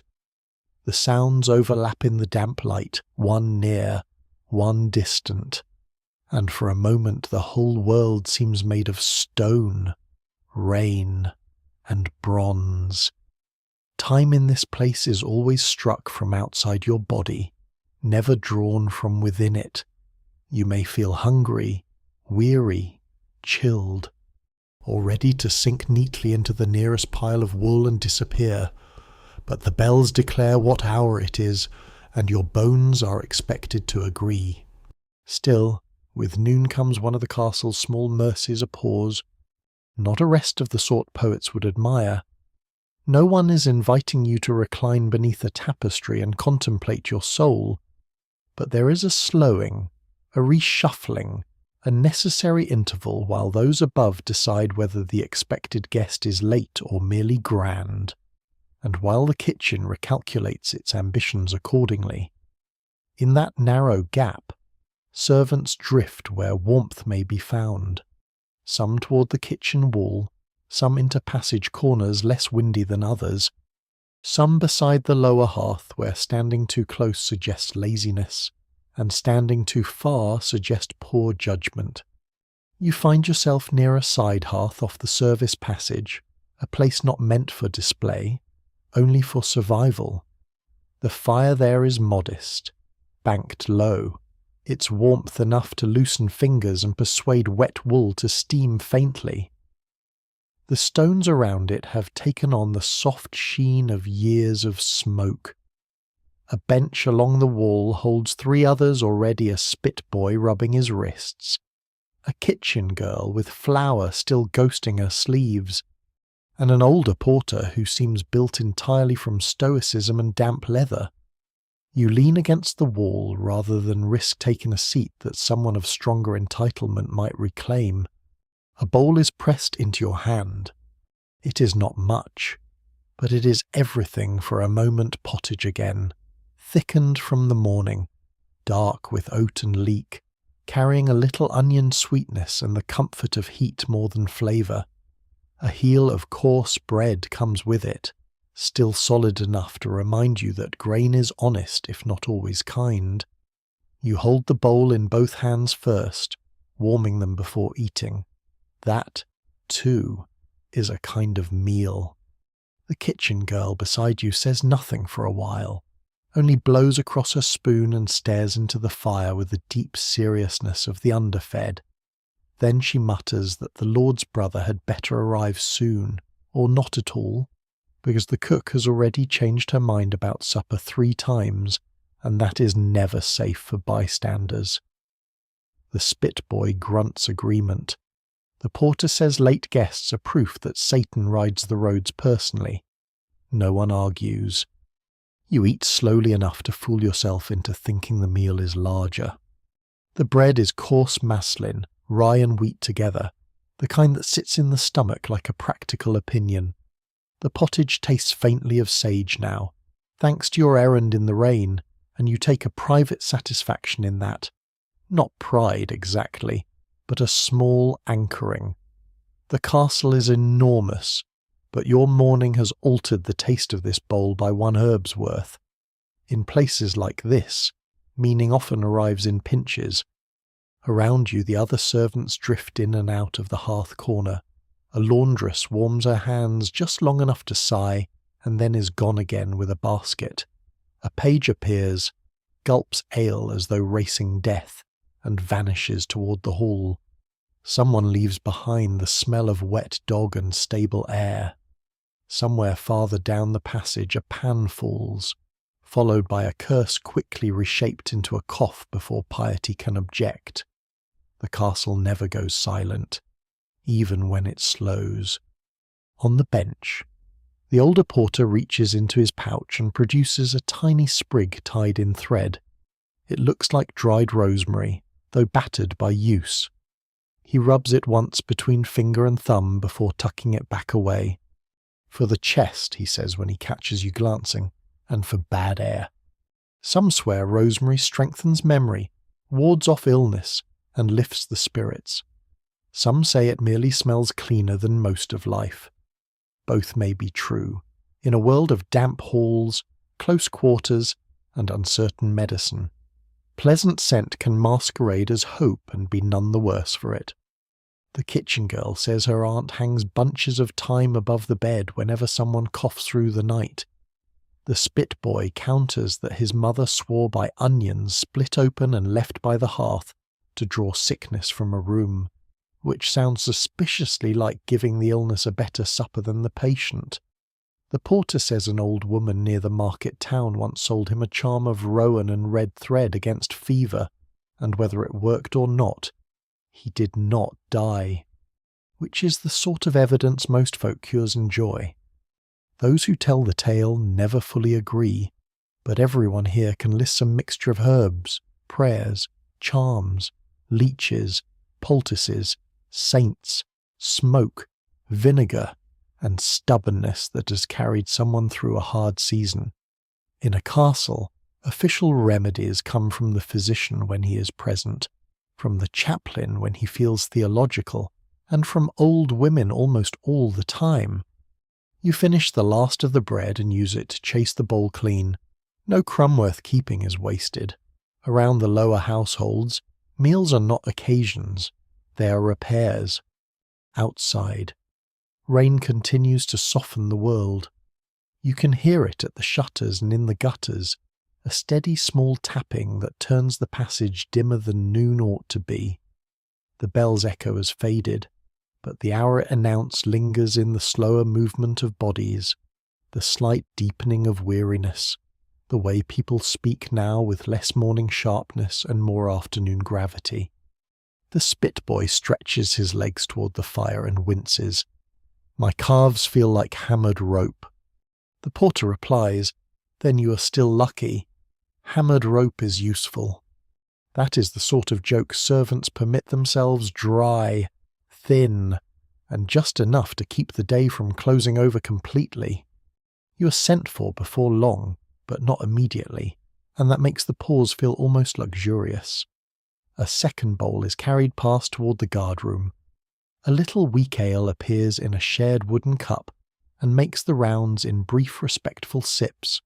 The porter drinks, wipes the rim with his thumb and hands it on. The ale is sourish, light, and not so much drunk as negotiated with. Still, it puts warmth in the chest.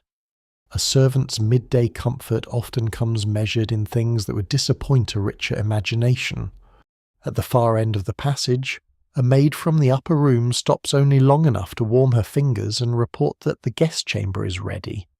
The solar smells of cloves, and the lady has changed her veil because the first one sat badly in the damp. This is received with the solemnity of great state news. Another servant says the Lord's brother must be a man of astounding consequence if so many people are suffering on behalf of his possible arrival. The kitchen girl replies that all guests are consequential because they eat. On this point, everyone agrees. When your bowl is taken back, you stay by the fire a moment longer than necessary, palms open to the heat. You feel the noon wait in the castle then, that particular soft heaviness that comes after morning labour, but before evening's renewed demands. It is not restful exactly, more a hinge in the day. The upper household settles into a quieter mode for a time. The great hall waits between uses. The yard continues because yards always continue. Somewhere in the chapel a clerk may still be reading, the words flowing on whether anyone listens or not. In the kitchen, the next meal is already being imagined in broth and fat, and through all of it the body asks, very reasonably, whether lying down for just 1 hour might not improve every human arrangement ever devised. The answer naturally is no. You are called next to help carry a basket of folded cloths down from the linen room, and then to fetch another armful of wood to the side chambers.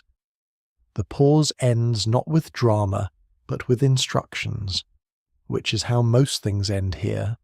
Still, the brief meal has done what it can. Your hands are less stiff. The warmth in your stomach gives the illusion of greater strength. Even your thoughts seem to move more slowly and kindly, rounded by the fire's hum and the bell's lingering memory. As you pass again by a narrow window, you catch a glimpse of the outer world through rain-blurred glass and iron bars. The yard is quieter for the moment. A groom stands beneath an overhang mending something leather with his head bent close. Smoke from the brewhouse drifts low across the stones. Beyond the wall the fields lie under a colourless sky, and farther still, somewhere beyond sight, roads stretch toward abbeys, shrines, market towns, marsh tracks, and all the other places people imagine as alternatives to castle life. Yet every place, you suspect, has its own bells, its own cold, its own bowls of pottage held in tired hands at noon. That thought is oddly comforting. On the stair, you pass the old nurse again. She carries a little bundle of fennel and caraway tied in cloth. For the child's wind, she says, as if you had asked. You nod as though this knowledge too belongs naturally to the architecture of the day. In a way it does. Medieval life is full of these little bundles herbs for infants, charms for fevers, lavender in linen presses, rosemary by sick beds, rue against worse things no one names clearly. Between prayer and practice lies a whole quiet country of remedies, and servants walk through it constantly. Back in the lower passage, the porter is on his feet again. The kitchen girl is gone. The spit boy has returned to his post before the fire with the expression of a man preparing to spend the rest of his life rotating meat for other people's glory. The shared bench has emptied as quickly as it filled. Noon's softness is already thinning, but it lingers in you a little longer, in the warmth that still clings to your palms, in the smell of sage and smoke left in your sleeves, in the remembered sound of bells answering each other through the rain, in the brief fellowship of tired people discussing charms, guests, and the medicinal ambitions of onions. A castle can be a hard place, a cold place, a place of rank, hurry, and endless hidden work. Yet in these narrow intervals, when hands gather around a fire and bowls pass from one servant to another, something gentler survives within the stone. You lift the basket, shoulder the next task, and go on with that small warmth banked inside you like a careful ember. That ember does not last, of course, not in any grand heroic way. It simply travels with you a little while, tucked somewhere under the ribs as you move again through the breathing machinery of the castle. Noon has passed, though the day still feels suspended by weather and expectation. Rain dims the windows. The Lord's brother has still not appeared, or perhaps has reached the outer road and is choosing a more dramatic pace. Either way, the household bends itself toward readiness. In a castle, waiting is never idle. Waiting means polishing one more cup, straightening one more cloth, nudging one more log into place, preparing to receive a person who will step into warmth and assume warmth has been there all along. You carry the folded cloths first to the hall, then wood to the side hearth, then a message to the pantry, and by the time you're called back again, the great room has fully changed its mood. This morning it belonged to sweeping and breakfast. Later it sat poised for petition and household business. Now it is turning into something more ceremonial, though not yet festive, a hall ready to feed rank.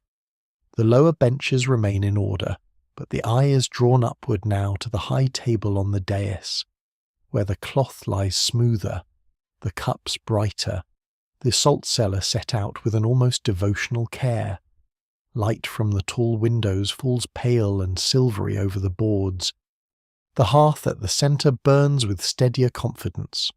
Smoke rises in a slow dark ribbon to the rafters. The room looks composed, patient, obedient. You know better. Near the kitchen passage, 2 servants wait with platters covered in cloth. Another is arranging trenchers.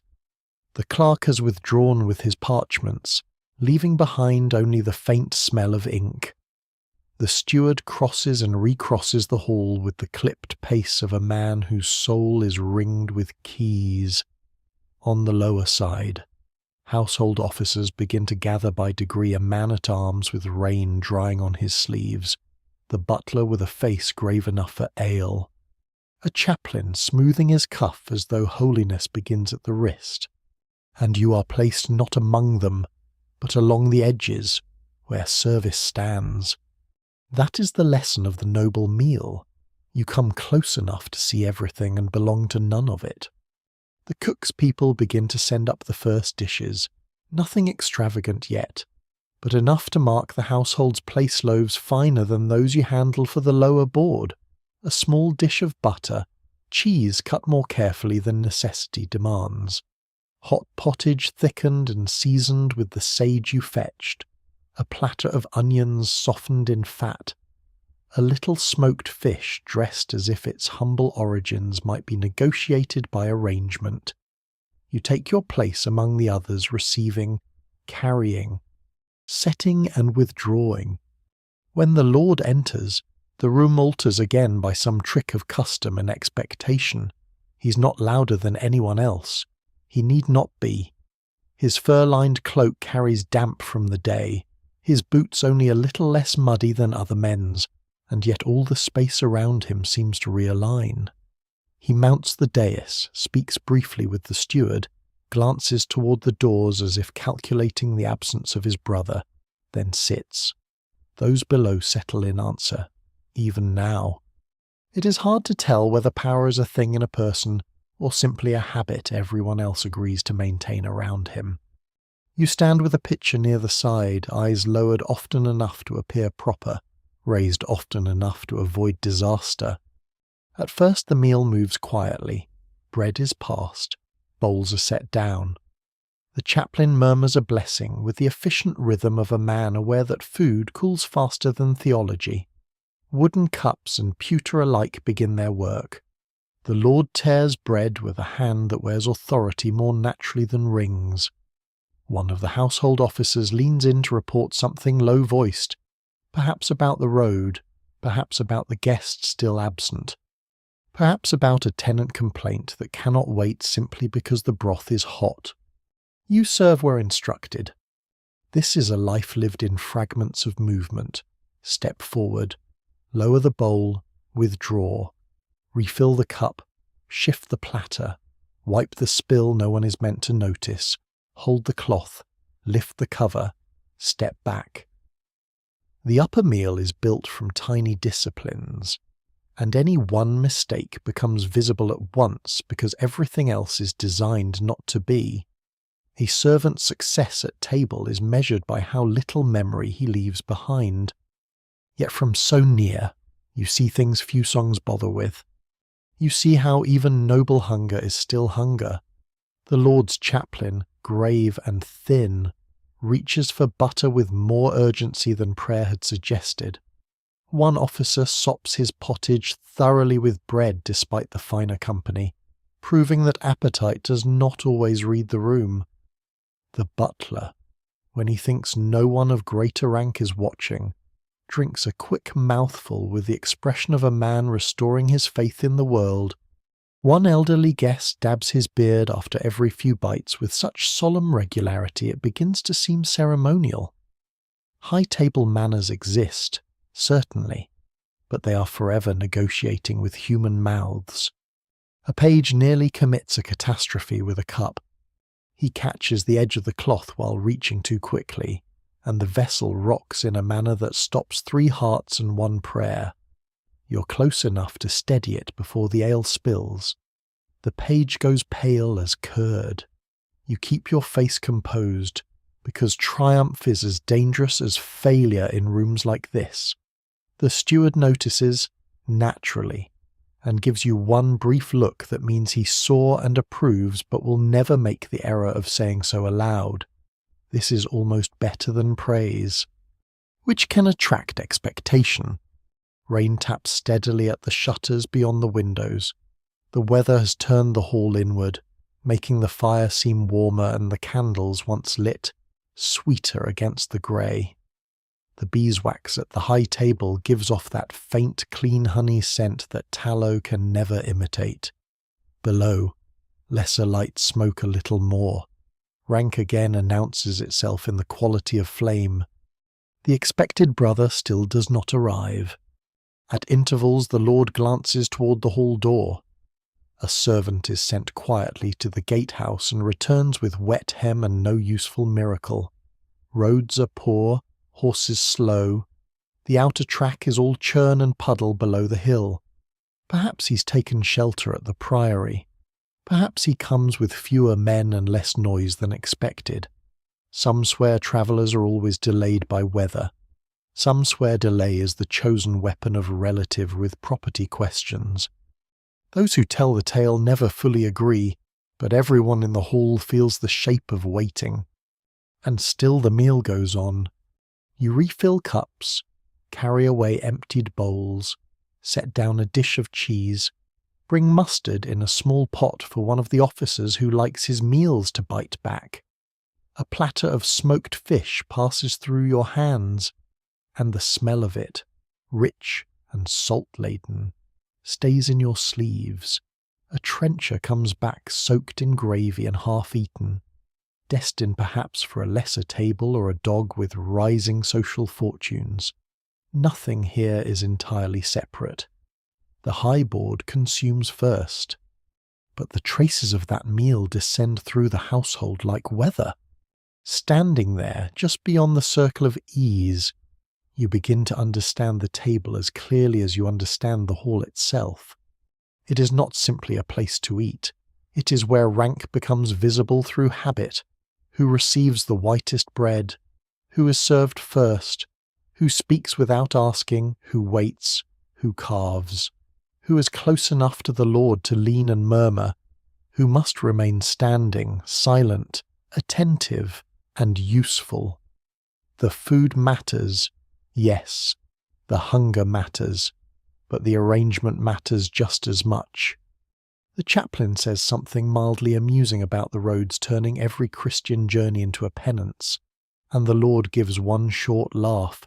It is not a loud room. This, not yet. The real noise of feasts belongs to other nights. Today the mood is watchful, weather softened, a meal eaten under the cloud of absence. Even so, there are moments of dry humour that move through it like small sparks. One officer, looking at the smoked fish, remarks that it has travelled more elegantly to table than most men travel to war.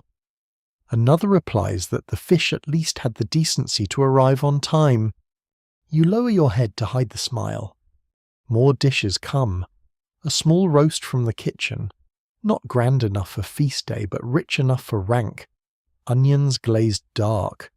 A little dish of stewed fruit kept from autumn's stores, coarse salt and finer. Cups again. Always cups.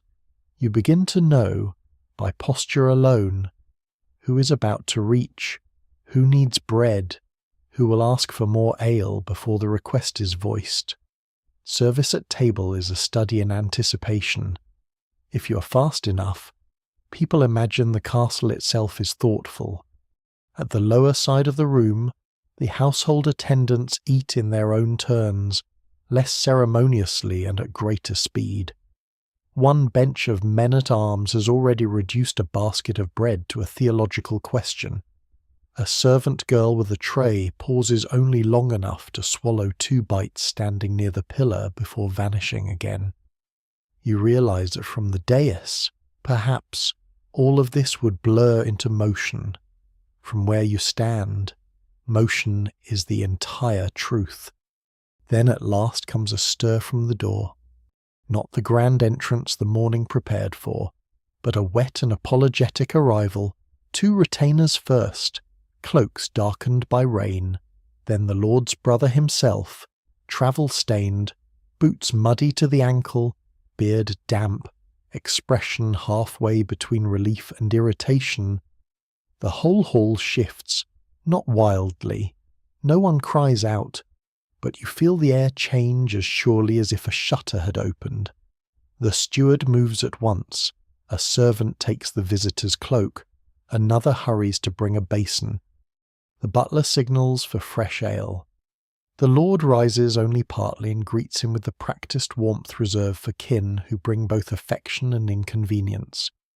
The brother laughs about the road before he has even sat. Mud to the hubs, a cart overturned below the priory. One horse nearly lost a shoe, the bridge toll man still demanding coin as if the weather were his private enterprise. You hear this in pieces as you step in and out with fresh service. The guest's hands are reddened from cold when the basin is brought. He washes, wipes, drinks, and only then seems prepared to become noble again. It is oddly comforting to see how thin the line can be between rank and soaked humanity. Fresh dishes are set, bread offered, a better cup placed near him. The room relaxes by a degree.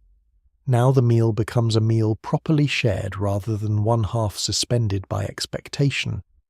The brothers speak of the road, of tenants, of some business farther south, of a priory where a relic is drawing fools and offerings in equal number.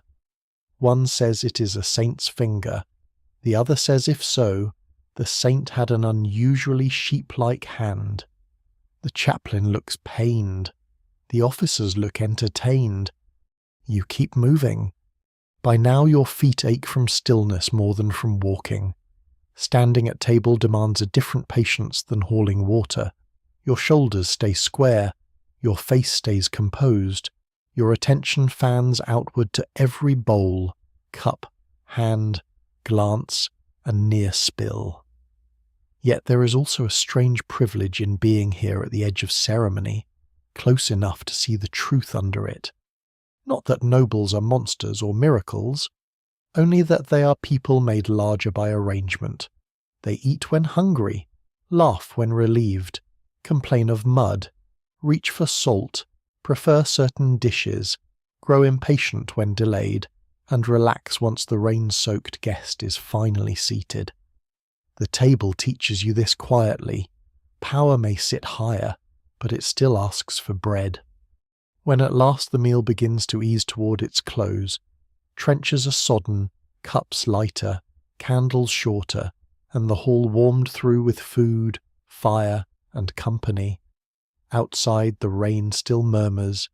Inside, the great room glows with the dim gold steadier than the afternoon light. You carry away what is emptied, bring cloths where needed, and withdraw the evidence of appetite piece by piece. And as you do, you understand something important. To serve at the table's edge is to live within inches of privilege without ever touching it. You're close enough to smell the butter, hear the jokes, see the finer bread torn open while steam escapes, and yet your place remains standing, stepping, watching, refilling, disappearing. Still, from here you witness the whole delicate theatre, better than anyone seated inside it. You see who is comfortable, who performs comfort, and how much hidden labour it takes to keep both illusions whole. By the time the last platter leaves your hands, the warmth banked at noon has thinned again into work. But the hall has shown you one more truth of castle life. Every noble meal rests on a ring of silent bodies, moving just beyond the candlelight. Once the noble meal loosens its grip on the hall, the castle exhales in a different register. Not silence, never silence. But the particular tension of serving rank gives way to something more frayed and human. Platters retreat toward the kitchen, cups return sticky-rimmed, trenchers, soaked through with broth and grease, begin their slow descent through the household economy of leftovers, favours, dogs, and second usefulness. The lord and his brother move off to warmer talk and drier business.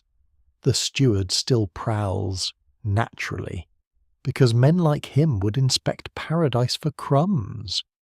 Yet for a little while, in the seams between the upper meal and the next demand, servants recover their own voices. You carry a stack of used trenchers down the passage toward the kitchens, your wrists bending under their greasy weight, and the smell of the hall follows with you ale, smoke, roasted onions, wet wool, beeswax, and the deep animal richness of broth. The warmth near the hearths is thicker now, the rain outside having driven every sensible body toward fire. Kitchen air presses against your face, steam beads on the wall near the copper pots. Someone has set fresh kindling by the ovens. Someone else is scraping burned bits from a pan with the grim concentration of a monk illuminating a very angry manuscript. You set down the trenchers, and before another task can seize you, the old kitchen woman with the flower-white brows waves you toward the side bench near the lesser hearth. "Sit long enough to remember your own name," she says. This passes, in castle terms, for a tender invitation. So you sit, not gracefully, more like a sack of grain learning despair. Your knees are grateful before the rest of you has fully understood what is happening. Around the little hearth corner gather the kinds of people who keep castles from becoming legends, too quickly kitchen hands, a laundress with her sleeves rolled, the spit boy smelling faintly of smoke and singed cloth, a scullion with soap-raw hands, and a stable lad who's come in damp to the shin and hungry enough to look philosophical. Someone passes a wooden cup of weak ale. Someone else breaks a rough loaf in half and lays part of it into your hand. There is no ceremony, only the quiet competence of shared survival. The loaf is coarse and a little sour, with a crust that could defend a gatehouse if asked, but it is warm enough in the middle to count as mercy. Along with it comes a scrap of cheese cut from a harder wheel, and a spoonful of onion cooked down in fat at the bottom of a pan. It is not much, yet after standing at the edge of the upper table, watching richer food pass through your hands toward other mouths, this little meal feels almost luxurious by contrast because it belongs to you. The stable lad eats first and talks second, which marks him as wise. When he does speak, it is to say the lord's brother's grey horse has a swelling near the fetlock, and old Bran in the stable wants a poultice made before dusk. The laundress says Bran uses poultices for everything short of heartbreak, and probably for that too if allowed. The kitchen woman snorts and says poultices work fine, provided one includes enough herbs and an expression of total certainty. Some swear Comfrey can knit almost anything that is not actively trying to die. Some swear mashed onion, vinegar, and goose grease will draw heat from a swelling if bound with clean cloth. No one can quite agree on the correct recipe, but everyone in the room has an opinion strong enough to start a minor war. The spit boy says his mother would add crushed nettle and mutter a charm over the bandage. The laundress replies that muttering helps because it convinces the patient something expensive has been done. That earns a tired laugh all around.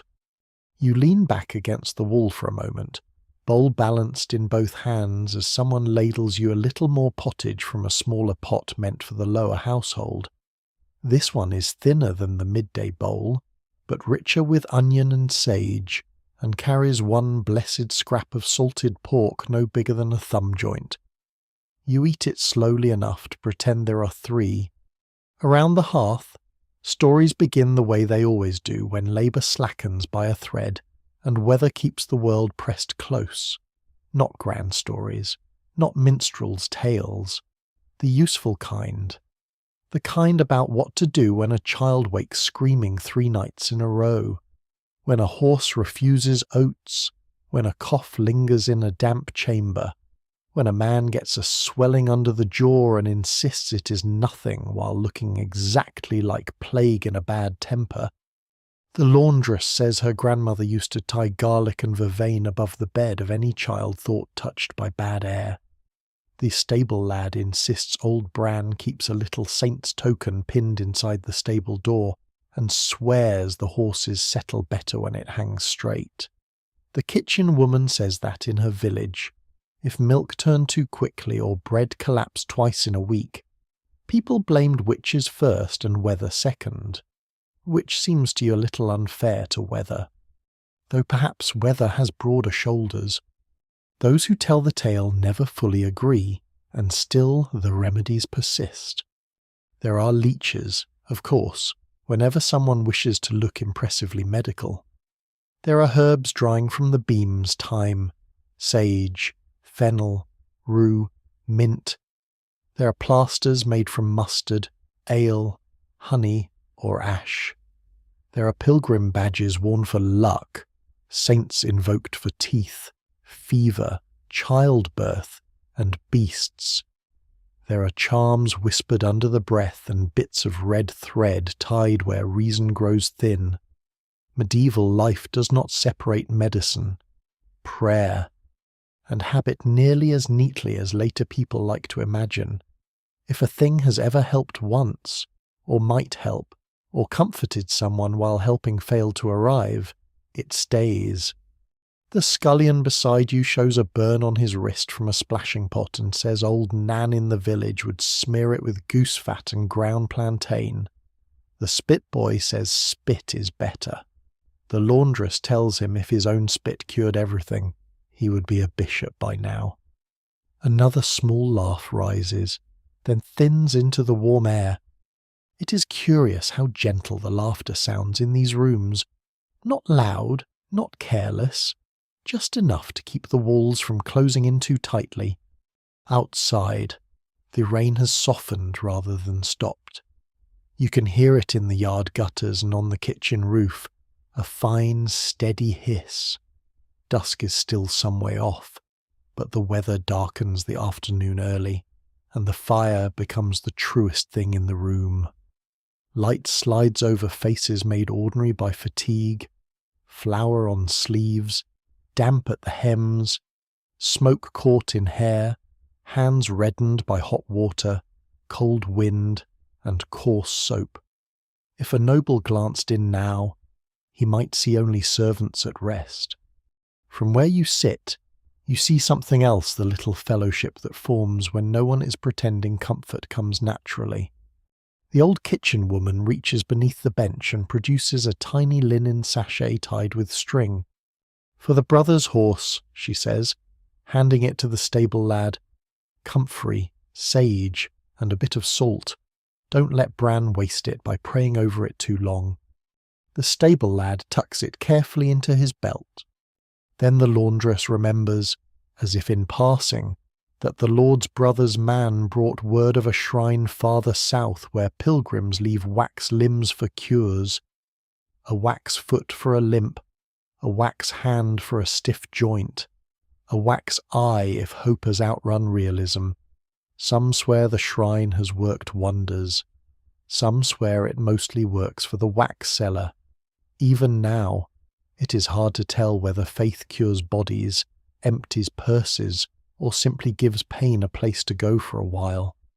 You think of the roadside shrine below the castle hill, beads of rain on the weathered saint's face, and how people leave crusts, ribbons, prayers, and little metal hopes there because sometimes a hand wants to do something even when the world offers no guarantee in return.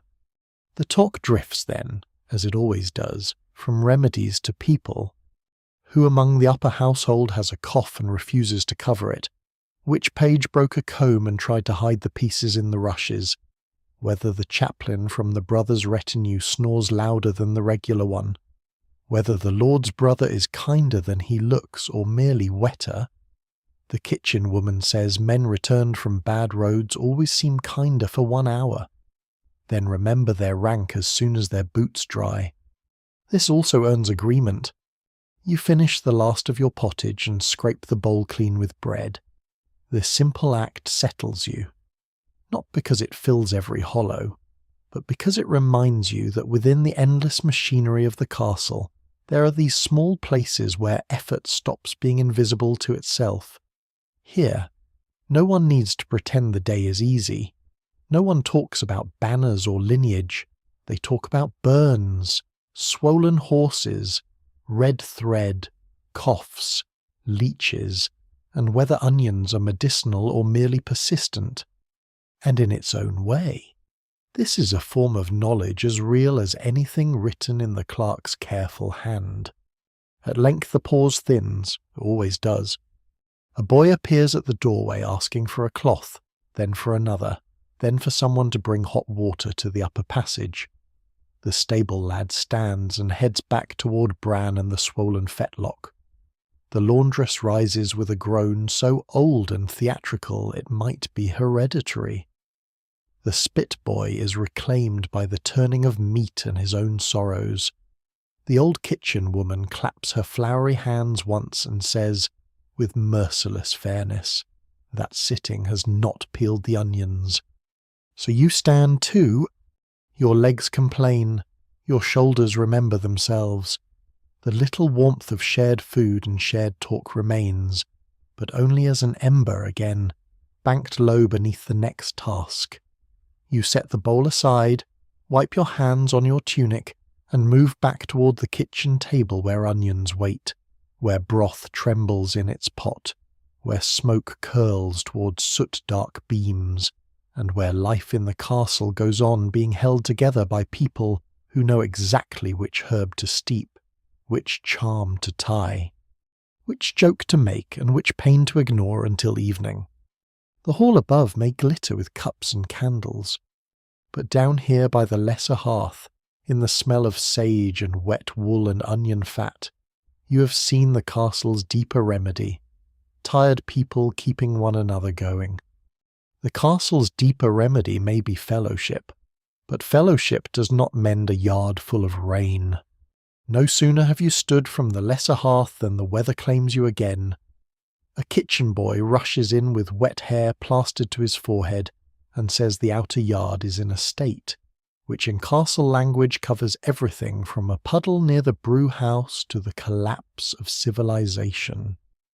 The cook sends you at once with 2 others, partly because the kitchen needs dry firewood brought under cover, partly because the cart by the smithy must be shifted before its axle sinks deeper into the muck, and partly because bad weather has a way of multiplying little disasters in places nobody important is looking. So out you go. The moment you step through the side door, the rain finds every seam in your clothing with insulting accuracy. It is no grand storm still, no thunder, no heavens split with wrath, only that steady cold fall that seems designed by a patient enemy. The yard is darker now than afternoon ought to be. Puddles have gathered in every hollow between the stones. The earth beyond the paved strips has become a thick brown argument. Straw laid earlier is already beaten flat under boots and hooves. Water runs off the roofs in narrow gleaming streams, and every servant crossing open ground does so with shoulders hunched, face turned slightly down, as though the weather might be reasoned with if not directly confronted. It cannot. The outer yard is a kingdom of necessary ugliness. Here stand the carts, sheds, troughs, stacked wood, barrels under tarred cloth, stable doors, brewhouse wall, smithy lean-to, and the constant traffic of people whose labour must continue whether the sky approves or not.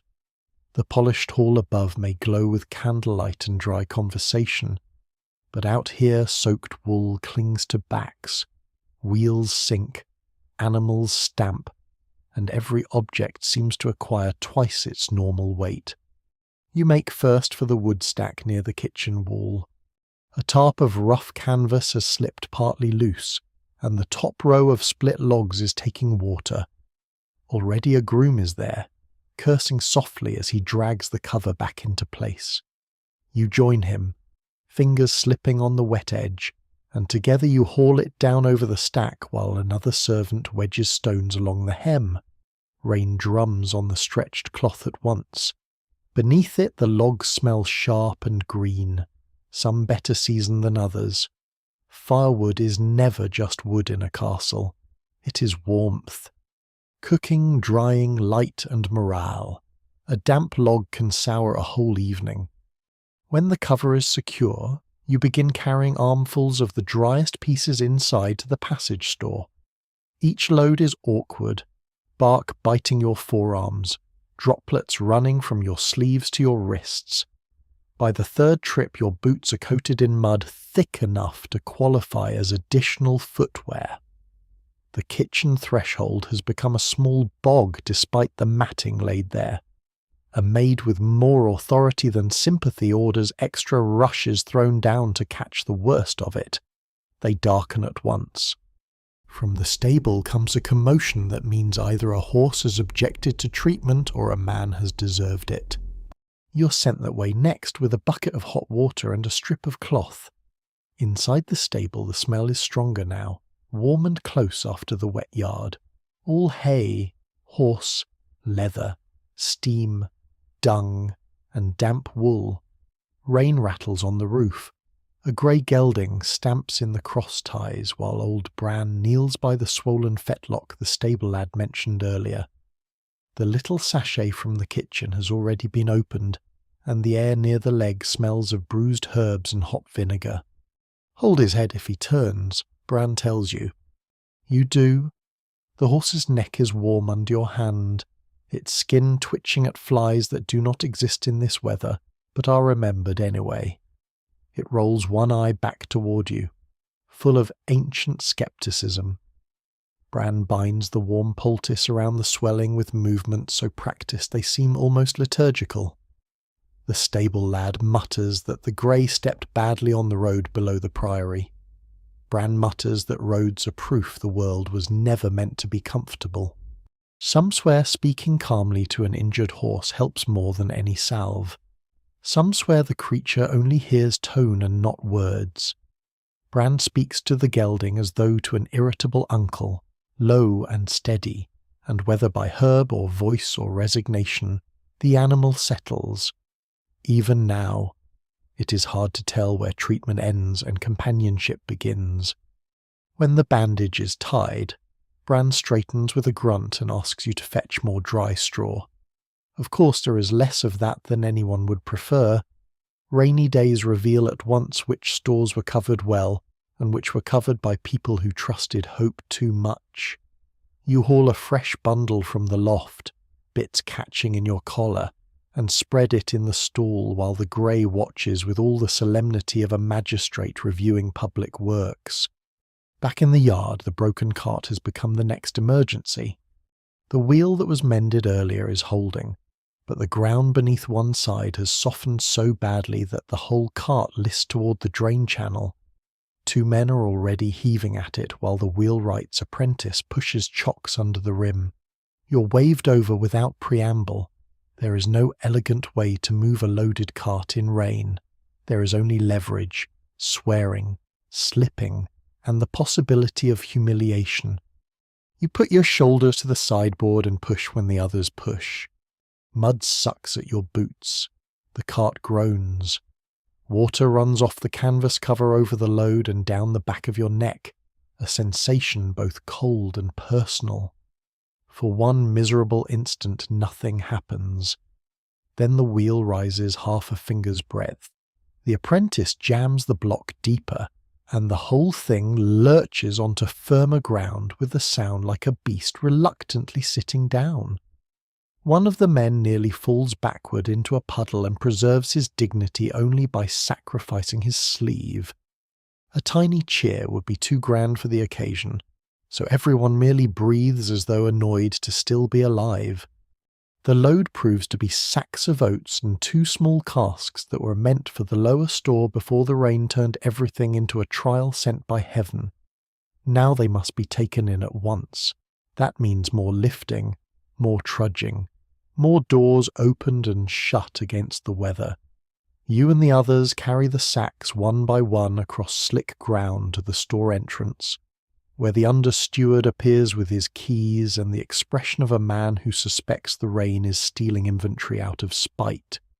He unlocks the store, counts aloud as each sack goes in, and complains not about the weather but about wet floorboards, which is a more stewardly form of suffering. The casks follow, rolled carefully over planks thrown across the worst of the mud. One of them nearly slips from your grasp, and for a breath you imagine an entire river of ale baptizing the yard. Disaster is avoided, which means it will not be mentioned kindly again. By now your sleeves are soaked through. Your tunic clings cold between the shoulders. The wool of your outer layer has reached that terrible stage where it is both heavy and only theoretically warm. Around the yard everyone looks slightly enlarged by wet cloth. Fur linings droop.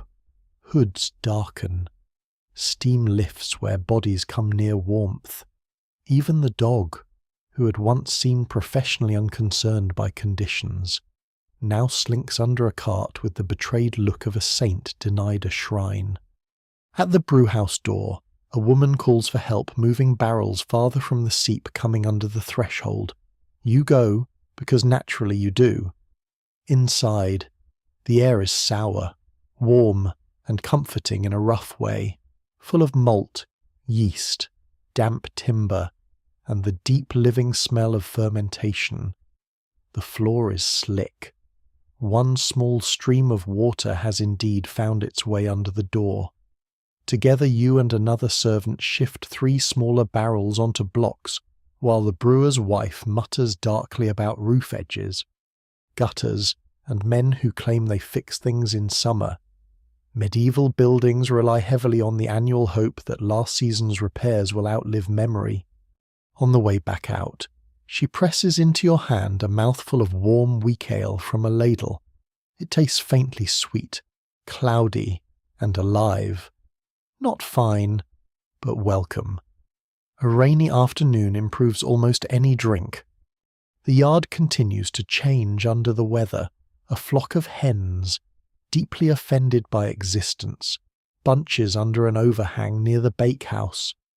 A pig from the lower pens has somehow reached the drain trench and is considering it with intellectual curiosity.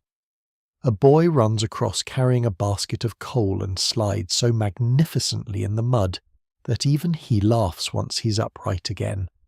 From the gatehouse comes the sound of men knocking water from cloaks and discussing whether the road to the abbey will still pass carts by tomorrow.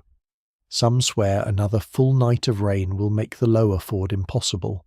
Some swear the ford is impossible whenever a wheel breaks, which is often enough to count as prophecy. You are sent once more to the stable, then to the wood store, then to fetch a hooked pole for the smith's awning where one side has begun to sag with collected water. With the pole, you push upward from beneath until the canvas bulges and releases a sudden sheet that crashes to the ground in a silver burst.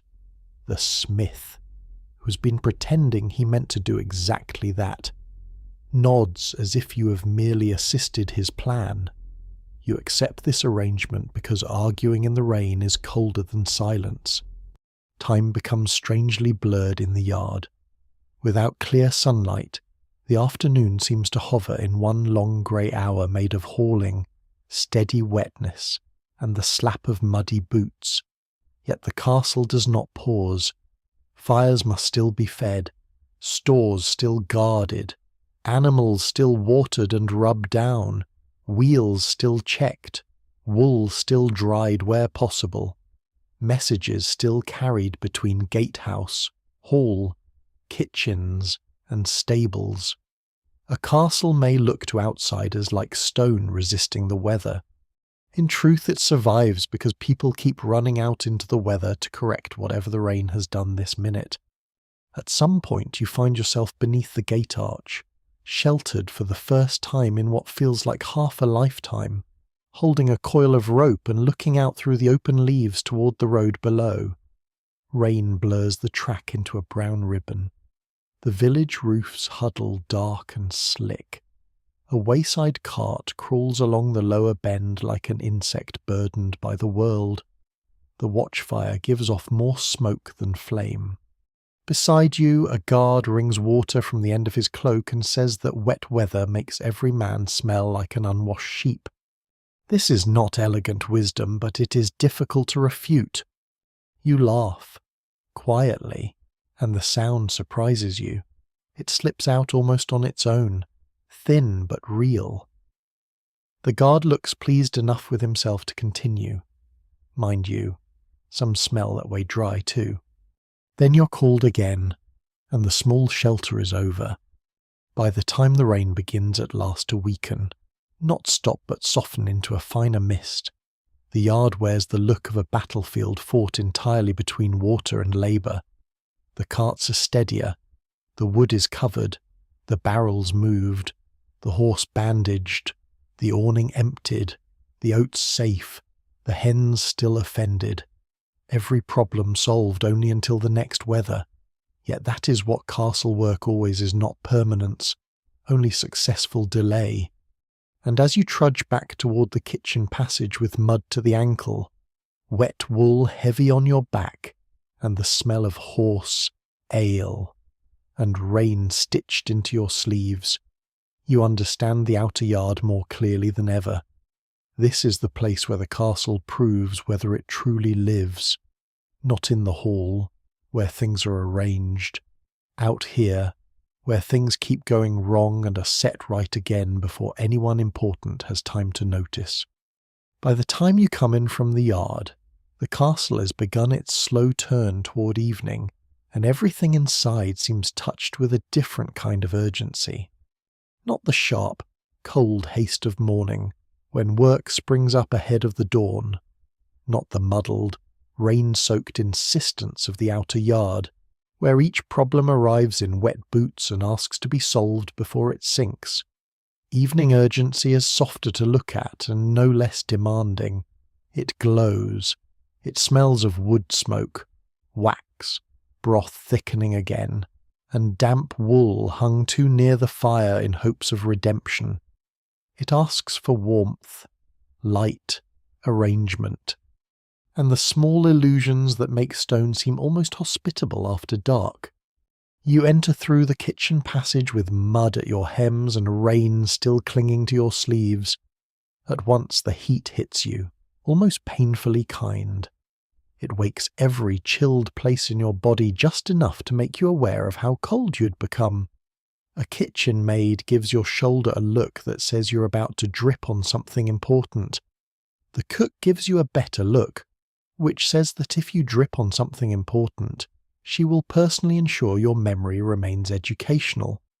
So you shake off what you can at the threshold, wipe your boots on the matting already defeated by others before you, and step properly inside. The room is alive again in the evening key. Pots murmur over the fire. Fat hisses in a pan. Someone is chopping parsley so fast it sounds like light rain on wood. The onions you helped fetch earlier have gone soft and sweet in the pan. Bread for supper waits under cloth. A joint of meat turns slowly near the hearth, attended by the spit boy with the hollow-eyed devotion of a man entering a religious order against his will. The dog sits near him with the saintly patience of one who believes perseverance is the highest moral good. The Lord's brother has arrived, is dry, fed, and installed, which means the household must now support not only the usual evening order but the fuller, brighter version of it that guests require: more cups, better cloths, more candles, more trenchers, more fire in the hall, more warmth in the chambers, more visible grace laid over the same old stones. The cook jerks her chin toward a stack of beeswax candles waiting on the side table. "Hall first," she says, "then the solar, and mind the drips." So you take up the candles carefully. Beeswax feels different in the hand from common tallow, smoother, firmer, a little softer in scent, like honey remembered through smoke. It belongs to prayer, to higher rooms, to people who expect their light not to smell faintly of butcher's scraps. Tallow has its place, honest and greasy, sputtering where it must. Beeswax is aspiration made flame. You carry them into the great hall, where dusk is gathering at the windows despite the hour not being terribly late. Rain clouds have cheated the light, and the room has begun to lose its edges into shadow. Yet the hearth at the centre glows more brightly now. Newly fed. Someone has swept the rushes again where the afternoon traffic muddied them. The high table is being reset for supper, not in full feast splendour, but in something near it.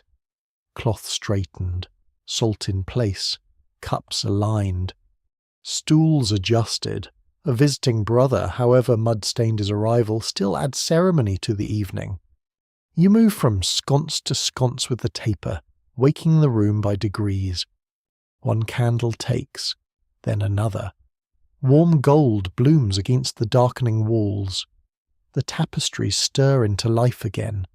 Hunters and saints rising from the dusk as if they have merely been waiting for enough light to resume their lies. The beeswax gives off that faint, clean sweetness. Shadows climb the rafters.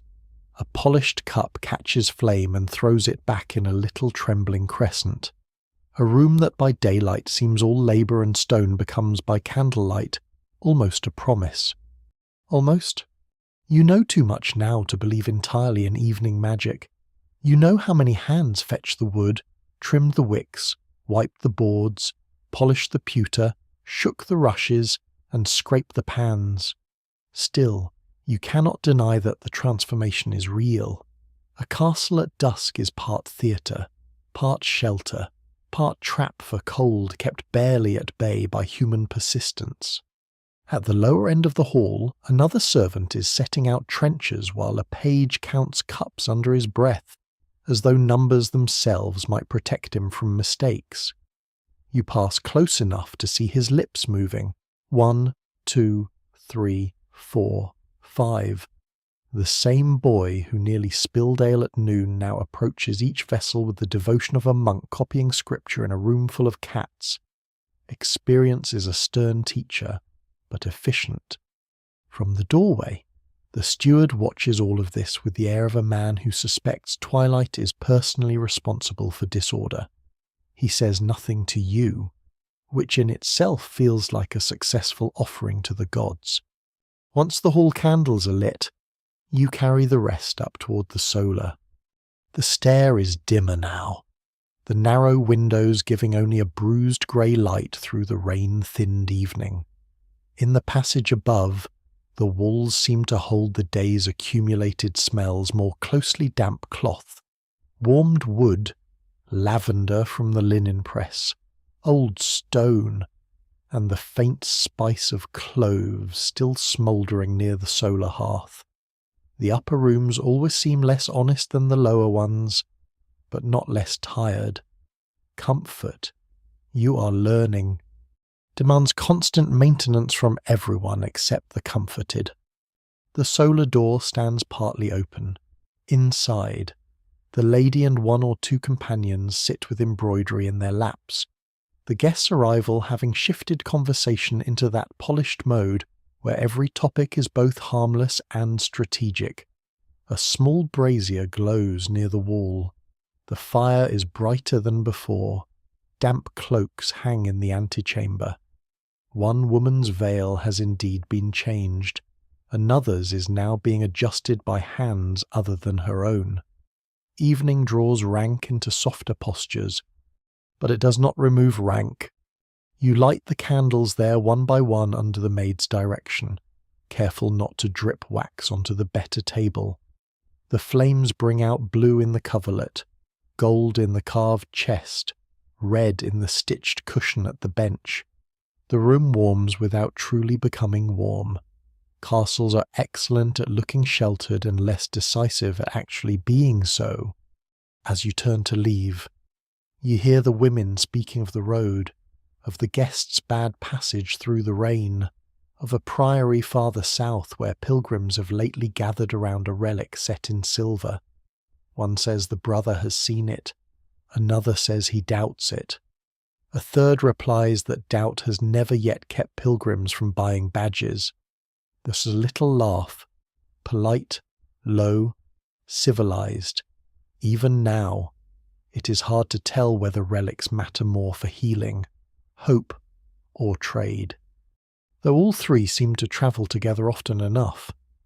Back below, evening work multiplies as expected. Now that the light is fading, every place that will be used must be made ready against darkness. Tallow dips are lit in service passages.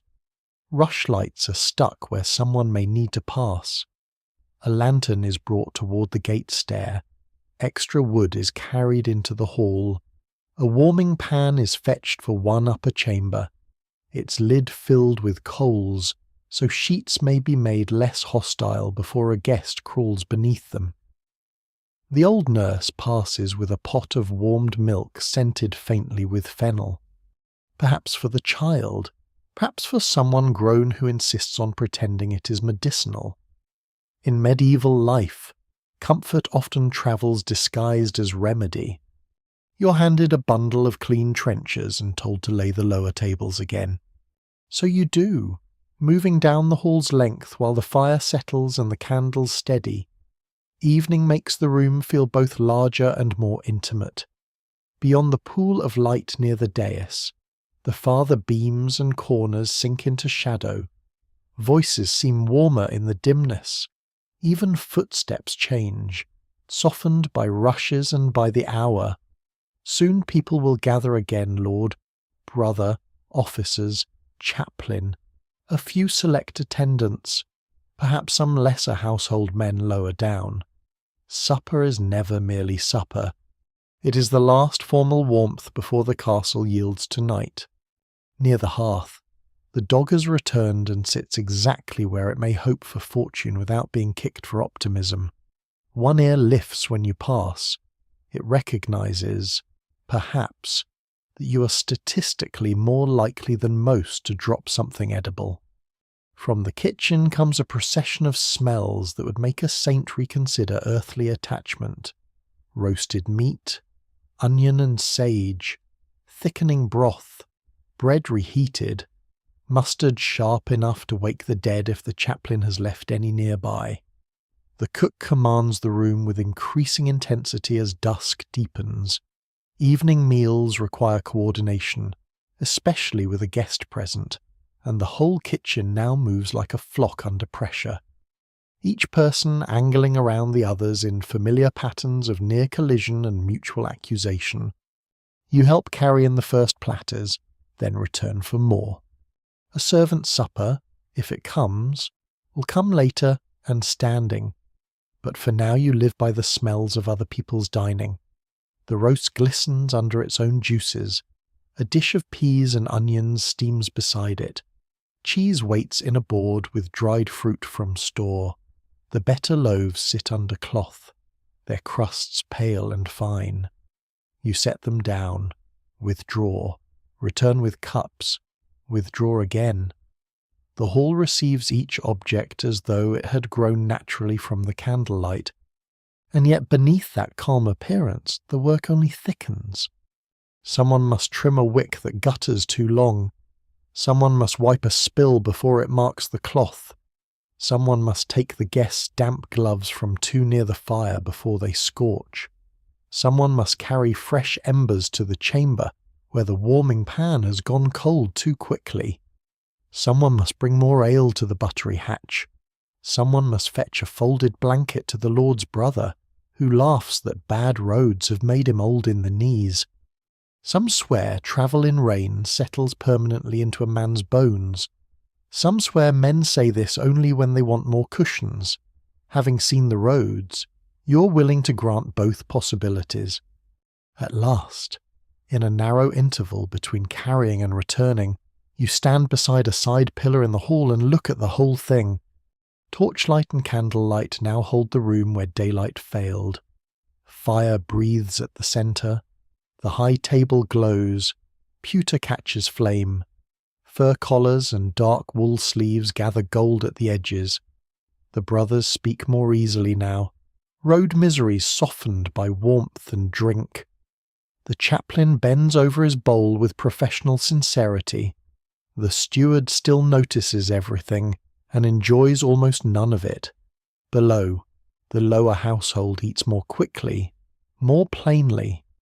But under the same roof and the same smoke-dark beams. Outside, rain threads the night. Inside, stone learns to imitate shelter once again. And you, moving through it with platters and cloths and careful steps, begin to feel the peculiar melancholy of evening service. The castle grows beautiful as your own body grows more tired. The flames steady as your knees begin to ache. The hall softens into gold just as your hands roughen further from heat, wet, and labour. You help create the hour you will not get to enjoy. There is no bitterness in that exactly, only a tired clarity. This is how the place works. Some live inside the warmth, some keep feeding it. Still, it is not nothing to witness it. A castle by evening, when fires are lit and supper is served and the stones throw back a gentler glow than they offer by day, has a kind of peace that can fool even those who know better, not because life here is easy, not because rank softens or labour lessens, but because for a little while, after rain and mud and endless small corrections, light wins the room. And that, on a day like this, feels worth carrying another log for. By the time supper settles into the hall and the light grows steadier than the weather ever managed, the castle begins teaching you its nighttime fears, not the loud fears sung about by minstrels, not armies, sieges, banners on the horizon, and all the trumpet-fed drama noble people like to imagine belongs to stone walls. Those fears are too large to visit every day. The castle's nightly fears are smaller, older, and in many ways more intimate. A bolt left loose, a fire banked badly, a stranger at the gate after dark, a lantern overturned in a passage, a dog growling at nothing near the postern, a child waking with fever, the wrong sound in the yard once all honest work ought to have ended. These are the fears that live in the gaps between the bells. Supper is still going on above and behind you when you're sent toward the gatehouse with a lantern and a message for the watch. The order sounds simple enough: more firewood to the guard-room, fresh rushes by the inner threshold where the day's rain has ruined the old layer, and word that the Lord's brother's men are to be admitted again if any have straggled in behind. But simplicity in castles is often just complexity walking in a plain cloak. By the time you've gathered the bundle of wood against your hip and taken the lantern from its peg, evening has deepened into something close to night. The passage beyond the hall feels different now. Tallow lights burn in iron brackets, each flame small and wavering, smelling faintly of fat and smoke. The shadows between them seem to have substance of their own. Rushes hush your steps on the stone. Behind one door comes a burst of laughter from a lower room where some of the household officers eat later than the rest. Behind another, the soft crying of a child abruptly soothed. Somewhere higher up a chair scrapes across boards. Somewhere lower down a door thumps shut against the draught. The castle does not sleep early, it only changes voice. You move through that half-light with the lantern held just high enough to keep from kicking some useful object or sleeping dog. The flame wobbles behind its horn panels and throws a warm, trembling circle that makes the next few steps feel safe while deepening every darkness beyond. Lantern light is like reassurance from a person who has not actually checked the problem. The gate passage smells of wet oak, old smoke, iron, and the last damp breath of the rain outside. The guardroom lies just within, warmer than the archway but no cleaner in mood. A little hearth glows there. 3 men sit or stand around it in various attitudes of resigned endurance, their spears stacked near the wall, helmets set aside, cloaks steaming where they have begun to dry. One of them is darning a glove with the expression of a man personally offended by the need. Another is carving at a crust of bread with a knife that has seen more practical service than battle. You set down the wood. One guard takes the message and grunts that 2 more of the brothers' retainers have indeed straggled in, both wet enough to count as fish.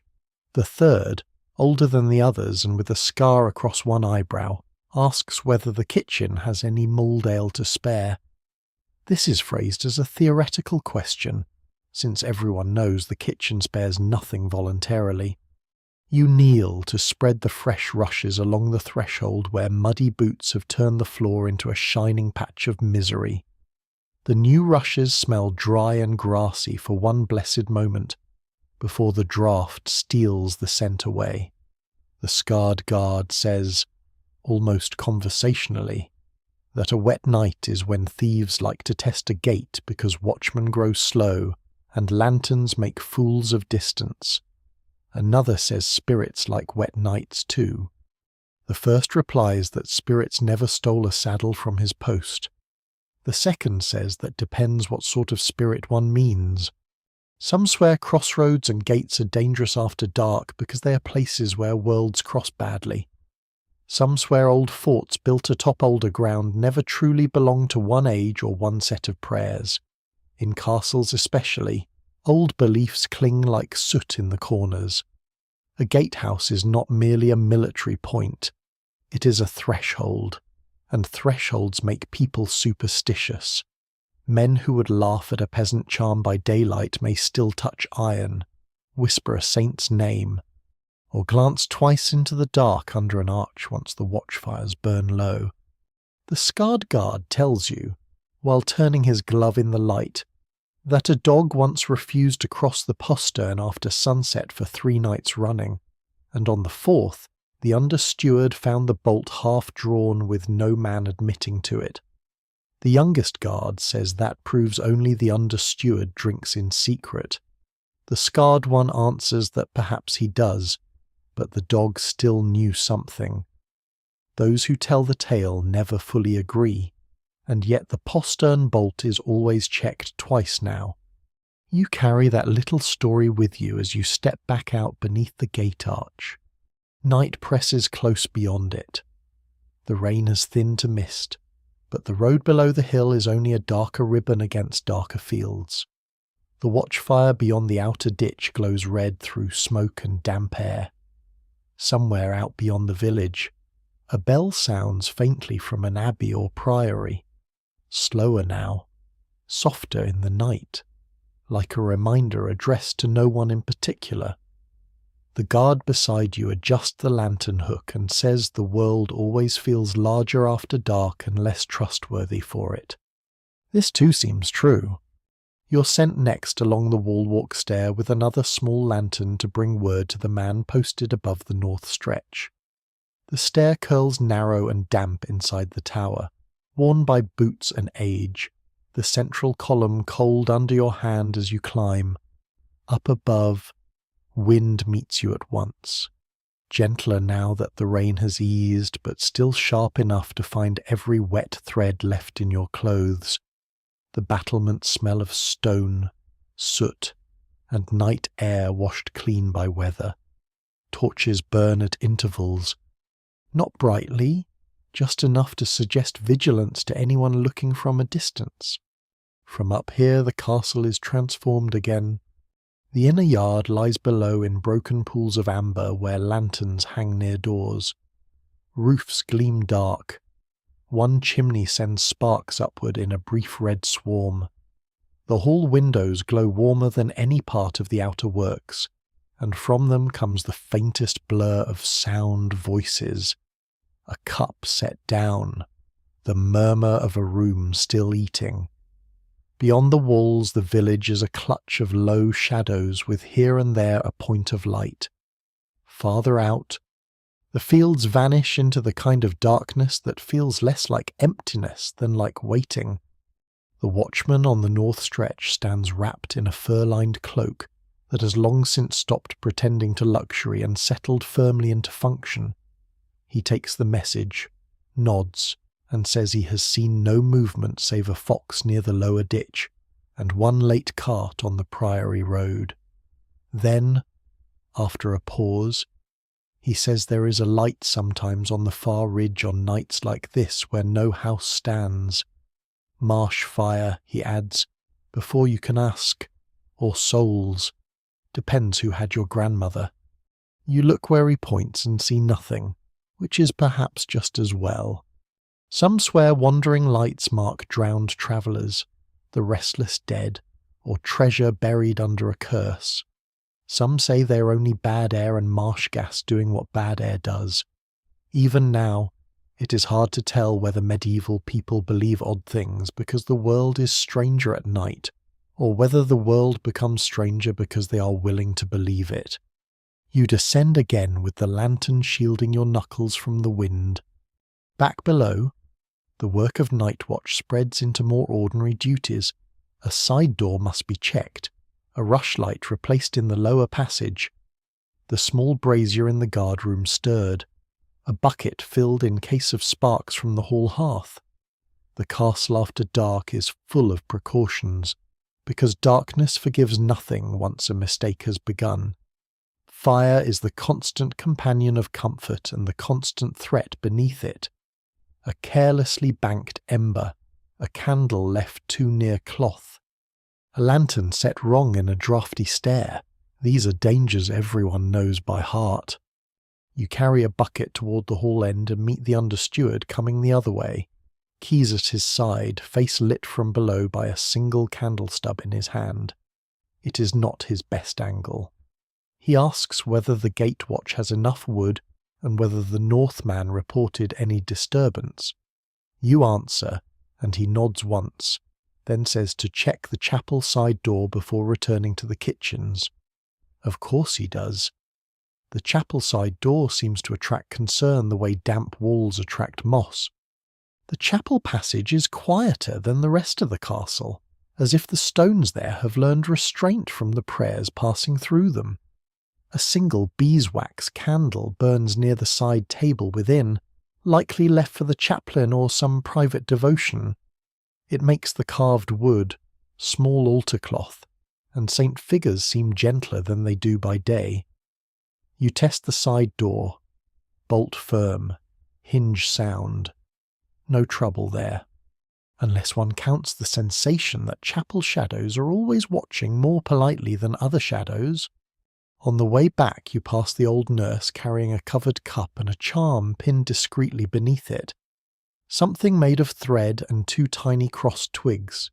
She sees you glance and says only, "For sleeping," as if that explains the entire matter. Perhaps it does. People will trust almost anything that promises sleep herbs, prayers, warmth, songs, saints, poppy syrup in careful drops, and old women with pockets full of impossible objects. From the hall comes the tail end of supper's louder moments now. The brothers speak more freely. A servant laughs below the dais. Someone at lower table coughs too long. The dog gets scolded for optimism near a platter. All of it sounds dimmer through the stone, softened by distance, like a life lived inside another lantern's glow. And slowly the fear of night becomes not terror but texture.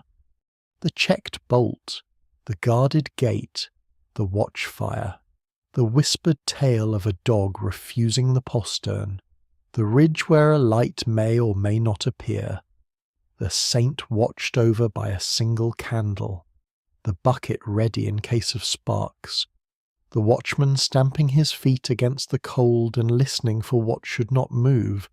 In daylight, castles boast of strength. At night, they reveal caution. By the time you return the lantern to its peg and feel the heat of the kitchen passage again on your face, you know the castle a little better than you did before, not as a fortress in song, but as a living place that dreads small failures in the dark and protects itself with locks, fire, footsteps, habits, stories, and men trying not to think about lights on distant ridges. The night beyond the walls may be wide and damp and full of old uncertainties, but inside, for now, the bolts are set, the watch is awake, and the fires are still under human command. By the time the hall begins to empty, the grand part of the day is over, and the truest part begins again. Not because the Lord and his brother have ceased to matter. They matter in the way weather matters, in the way rents matter, in the way a locked storeroom matters when winter has teeth. But once supper is eaten, and the candles burn lower, and the voices near the dais lose their public shape, the castle slowly hands itself back to those who must put it to bed. That is where you come in once more, not at the centre of anything, but everywhere necessary at once. The first signs are small. A page carries away a cup not worth refilling. The chaplain rises with a sigh that sounds almost liturgical and disappears toward the chapel stair. One of the lower household men stretches his back and mutters as though personally betrayed by benches. The dog, after a final inspection beneath the tables, gives up on miracles and follows a servant toward the kitchen with the resigned air of a soul seeking honest scraps. Supper loosens into aftermath. The hall that glowed so richly a little while ago now begins shedding ceremony one object at a time. You are given a tray of cups, then a cloth, then a list that is not written down but no less binding for that. Clear the lower board, carry the cups to the buttery, fetch more embers to the solar if the lady lingers there, help bank the great hearth once the lord withdraws, check the side passage lamps, see whether the guest chamber fire needs feeding, return the better knives to the locked chest, bring fresh water to the washing stand outside the upper rooms, and if, in the middle of all that, someone decides they have misplaced a glove, a stool, a cup, a ribbon, a prayer book, a key, or their temper, then that too becomes part of your calling. The hall after supper smells different from the hall at supper. The sharper scents lift first mustard, hot fat, steam, roasted onion. What remains is warmer, duller, more intimate. Ale spilled and wiped, beeswax softening in the heat, ash settling, bread crusts, wool, smoke caught in the rafters. The room exhales, candle flames shorten, shadows widen between them. What was arranged for display now begins to slump gently back toward use. You clear the lower trenchers first, stacking them carefully despite the grease. Some are half-eaten, some nearly bare. One has been cut into absent-minded patterns by a man too deep in thought or drink to notice. Another has soaked up such a wealth of gravy that the dog nearly loses its spiritual composure when you lift it away. At the high table, a finer set of remains awaits quieter handling. Better bread, fruit stones, a little cheese, wiped knives. A cup whose rim still smells faintly of spiced wine. High rank leaves tidier ruins, but ruins all the same. A servant girl beside you gathers cloths and mutters that noble people can dirty a table with astonishing grace. You say that perhaps grace is simply what dirt becomes when someone else clears it. She snorts once through her nose, which is the nearest either of you comes to a proper joke. At the dais, the brothers still speak softly over the last of their drink. The Lord's brother, dry now and warmed, has recovered enough spirit to complain again of the road. You catch phrases as you move in and out bridge tolls, a priory guest house colder than the grave, one horse with more sense than the rider, tenants in the south, rumours of wolves, doubts about relics, certainty about damp, nothing dramatic. The real business of rule often sounds disappointingly like weather and accounting. At length they rise. A stool scrapes. A cloak is fetched. The steward appears as if conjured by the need to turn movement back into order. The lord and his brother withdraw through the upper passage, with one candle-bearing attendant before them and another behind, their shadows climbing the wall in long, wavering stretches. The hall watches them go, then seems larger and emptier at once. Now the hidden labour resumes in earnest. You and the others move faster, high table cleared, better cup separated from the common pewter, knives counted, salt cellar removed, candles trimmed or snuffed according to which rooms still require light. One servant takes the richer leftovers toward the upper buttery, another carries a bowl toward the nursery. One of the pages, exhausted enough to become honest, nearly falls asleep while collecting napkins and is sent off with a hissed threat of the steward's displeasure. The great hearth at the centre of the hall waits for its own night work. A fire must not simply be left. That is how castles become stories people tell with shaking heads. Too much fuel, and sparks may leap where no one is watching. Too little, and the hall will wake bitterly cold, making everyone above your station surprised by winter again.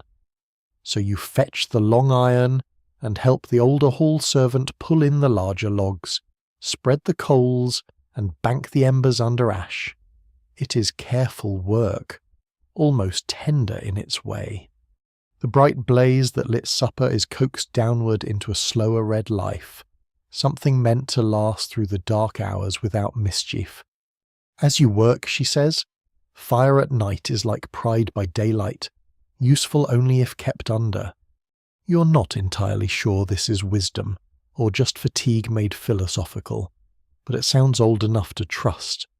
When the hearth is settled, you take a coal shovel to the side brazier near the hall wall, then carry a covered pan upward toward the solar, where the lady and her companions still sit. Their voices reach you before the door does, softened now, lower, less formal. Sewing has replaced receiving. One woman laughs gently at something about a page confusing two cloaks. Another speaks of a child's sleep. Someone mentions a saint's day approaching, and whether the chapel candles are sufficient. Private talk in upper rooms is not intimate in the way servant talk is intimate. It has more cloth around it. Still, you hear the weariness underneath.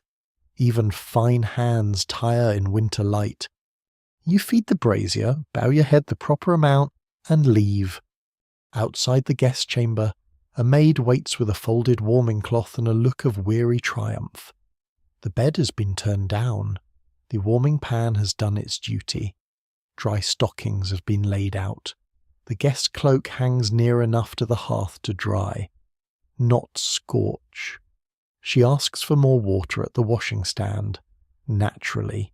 You go down, fill the pitcher from the kitchen side, bring it up without sloshing too badly, and set it in place. The basin gleams faintly in candlelight.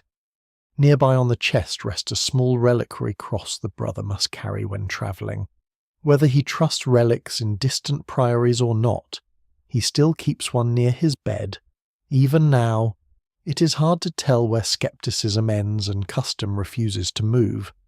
On the lower stair, you pass the old nurse again, because she seems to move through the castle like a benevolent haunting. She carries a bundle of lavender and something wrapped in cloth. "Poppy and warm milk," she says, not as confession but as explanation for the lady's sister, restless thoughts. Then she adds, "Not too much, unless we want her seeing angels before matins."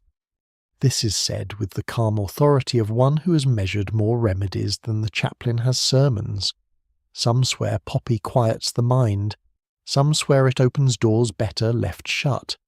Those who tell the tale never fully agree, which is why doses are counted with such care.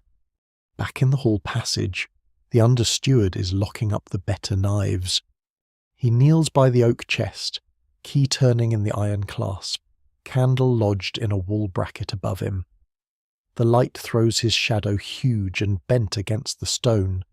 He counts under his breath, lifts the lid, settles the wrapped blades inside, closes it, turns the key, tugs once to make sure. A castle sleeps behind layers of iron, knives, cups, linens, grain, records, wax, spices. Everything desirable or countable retreats behind wood and lock at the end of day. Security here is not an abstract virtue. It is a sound key in ward, bolt in socket, chest lid falling shut. He tells you to check the side passage lamps before you think of your own rest. He says it as if rest were a rumour. You obey. The side passages now feel deeply nighttime, more than before. Most of the traffic has thinned. A few doors stand closed that were open all day. From one room comes a murmur of prayer. From another, snores already underway. Tallow lights burn low in their brackets, smelling thick and a little sad. You trim one that has gutted badly, pinch out another near an unused turn of the stair, and replace a rushlight near the pantry door where the draught has almost eaten it alive. At one bend you find the broken comb the laundress mentioned earlier, at last worked free from the rushes by many feet. 2 teeth gone, ivory or bone cracked through the middle. A tiny object, but like many tiny objects in a castle, it suggests a whole unseen drama: vanity, haste, guilt, concealment, discovery. You leave it on the side shelf where lost things accumulate until claimed or forgotten by history. When you return past the kitchen, the lesser hearth still burns and the old kitchen woman is portioning what remains for the lower household's late eating. She lifts a bowl with her chin and says, "Take that before someone with longer elbows does." So you do? This supper is plainer than what you smelled above, but richer than nothing and warmer than the corridor. A ladle of broth with peas and onion, a piece of bread, a shaving of cheese no larger than a prayer answered cautiously. You eat standing because sitting would tempt the body into rebellion. Nearby, the spit boy at last has food of his own and looks almost suspicious of it. The dog receives a splinter of luck and retires under the bench like a merchant who has closed a profitable day. Around you, the servant world is dimming. A porter rubs his knees before climbing toward the sleeping quarters. A scullion stacks the last bowls. Someone yawns wide enough to invite theology. The conversations now are no longer lively, only soft and necessary. Who has first watch in the nursery? Whether the brother's grey horse stood easier after the poultice? If the rain will return by morning? If the bridge below the priory will hold? If the chaplain truly snores? These are not questions for history. They are questions for getting through the night. When you carry your empty bowl back and head at last toward the servant's chamber, the castle has nearly folded itself closed. The hall is banked low. The upper rooms glow only behind a few doors. The gatewatch remains at post. The chapel candle has been left for any late prayer. The side passage lamps burn thinly.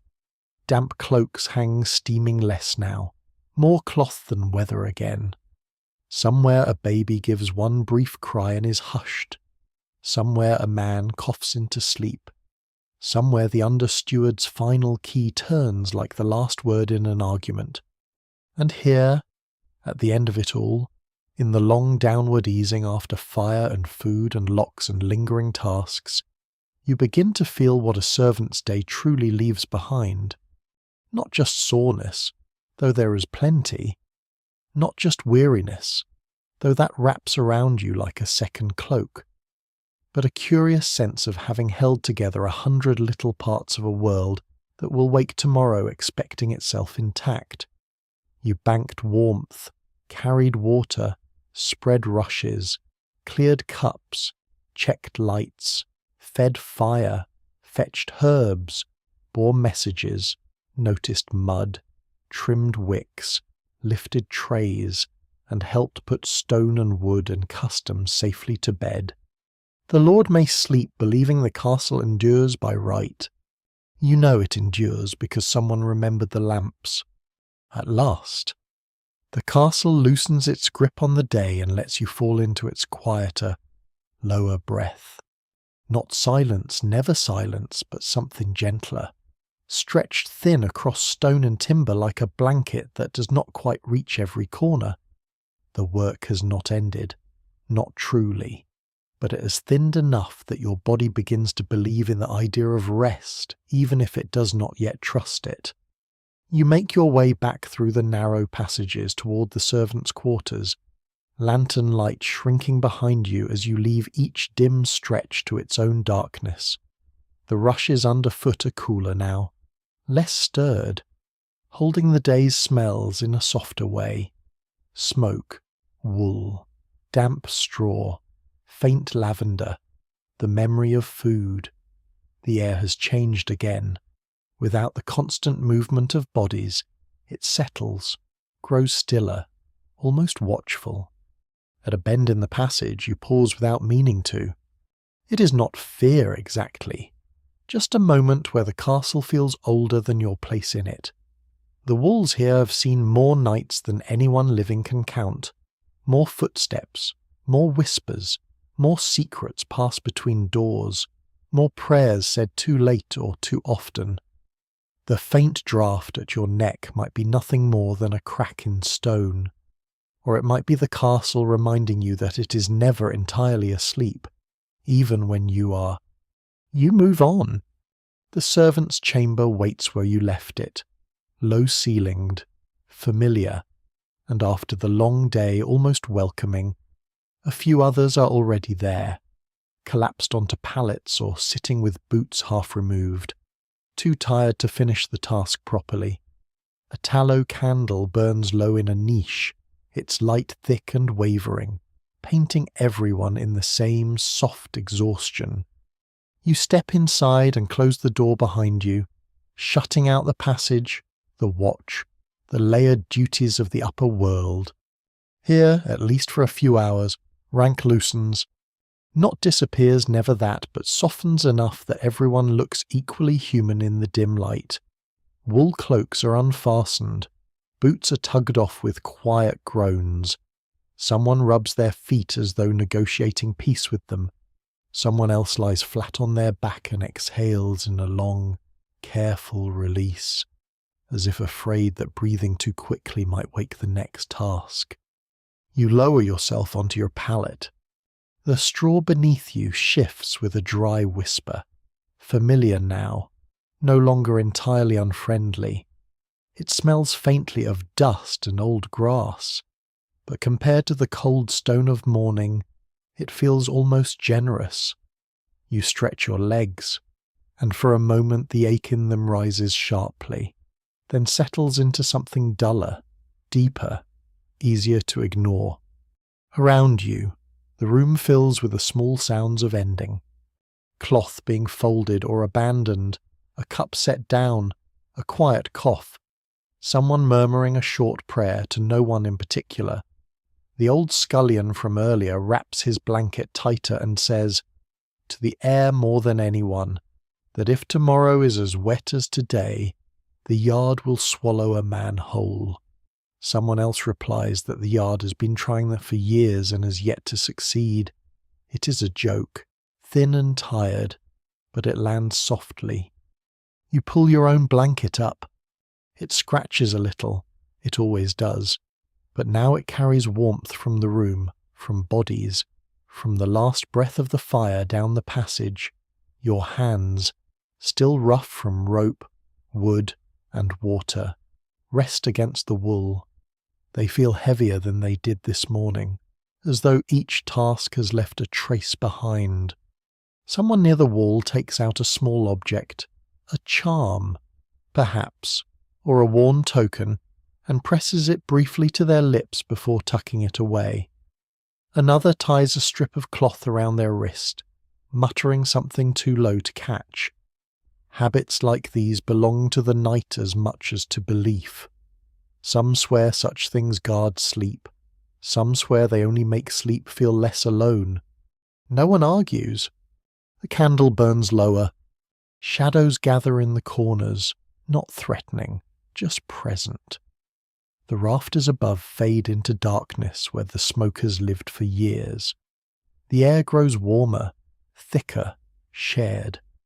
Outside, somewhere beyond thick walls and narrow windows, the night continues its own quiet work, wind shifting, water dripping, watchmen pacing, animals settling, the world turning without asking whether anyone is ready for morning. You lie back and close your eyes.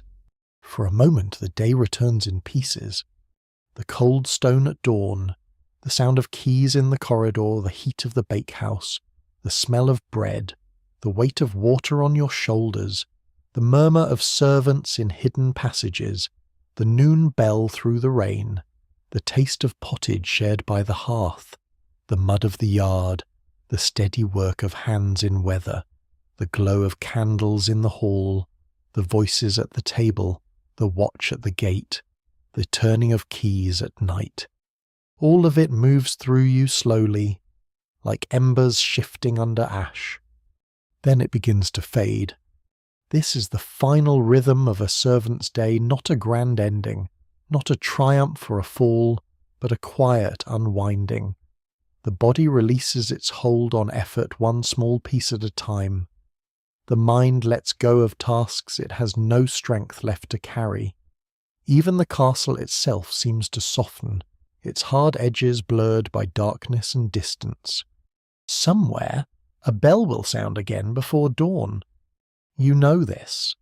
You know that the keys will ring, the fires will need coaxing, the water will need carrying, the bread will need cutting, the hall will need sweeping, the same tasks, the same paths, the same quiet labour that keeps everything turning. But not yet. For now, the night holds. Your breathing slows. The straw settles beneath you. The sounds of the room fade into a steady, low rhythm human, tired, alive. The castle above and around you rests in layers, each one trusting the others to endure until morning. And you, at the very bottom of it all, finally let yourself drift. Sleep never belongs to you completely here. It only borrows you for a little while and returns you before you're ready. You drift in the servant's chamber under wool and shadow, with straw beneath you and the slow breathing of other worn bodies all around. And at first the dark feels merciful. It gathers the whole long day into itself and blurs the sharper edges. The ache in your shoulders loosens. The sting in your hands dulls. The smell of smoke in your clothes becomes part of the room, rather than something clinging to you alone. For a little while, you float in that heavy, dream-thick place where the castle is no longer a set of duties but only a weight above and around you. Stone holding night, timber holding silence, and somewhere far off a watchman's step folding into the wind. No one can quite agree whether the first sound that wakes you is the bell or the old scullion coughing. Perhaps they come together. Perhaps the cough belongs to the world below and the bell to the world above, and between them your brief share of sleep is done. The darkness has changed only slightly. A line of colder grey has touched the little slit of window high in the wall. Dawn is not here yet, but it has sent word. The tallow candle in the niche has long since died. The chamber is all breathing, blanket shift, and that particular hush of people waking because they must, not because they have finished resting. You lie still for one heartbeat, just enough to feel the weight of the blanket on your chest and the deeper weight of understanding in your bones. This is it. Not one day only, not one hard stretch of weather, not one guest, not one meal. This is the life itself. A servant in a medieval castle lives not by grand turns of fate, but by repetition so constant it becomes the shape of thought. You rise because the fire must be woken. You move because halls do not sweep themselves, because loaves do not cut themselves, because water does not climb stairs willingly, because doors do not answer their own bolts, because mud arrives faster than dignity, because the people who sleep above you expect the world to be arranged before their feet touch the floor. And yet, even in that truth, there is something almost tender. Around you the chamber stirs into being again. A laundress sits up and pulls her braid over one shoulder before binding it tighter. The old scullion coughs once more, a sound by now as familiar as chapel stone. A boy by the wall fumbles for his little token and kisses it with the same seriousness he did yesterday and will likely do tomorrow. Someone mutters a prayer half aloud. Someone else swears softly at a boot that has stiffened in the night. There is no drama in it, only life continuing. You push back the blanket and the cold catches you at once. It is not crueler than the cold of yesterday morning. In fact, it may even be kinder by a breath. But because your body knows what the day will ask, it feels sharper. Your bare feet meet the rush-strewn floor. Your fingers find your boots in the dark. The leather is still damp at the seams despite the hours passed near warmth. Your tunic, dried in patches before sleep, now carries the smell of the whole castle smoke, horse, onion, rain, rushes, damp wool, and the faint sweetness of sage from the kitchen. You put it on as though putting on the day before. The others do the same.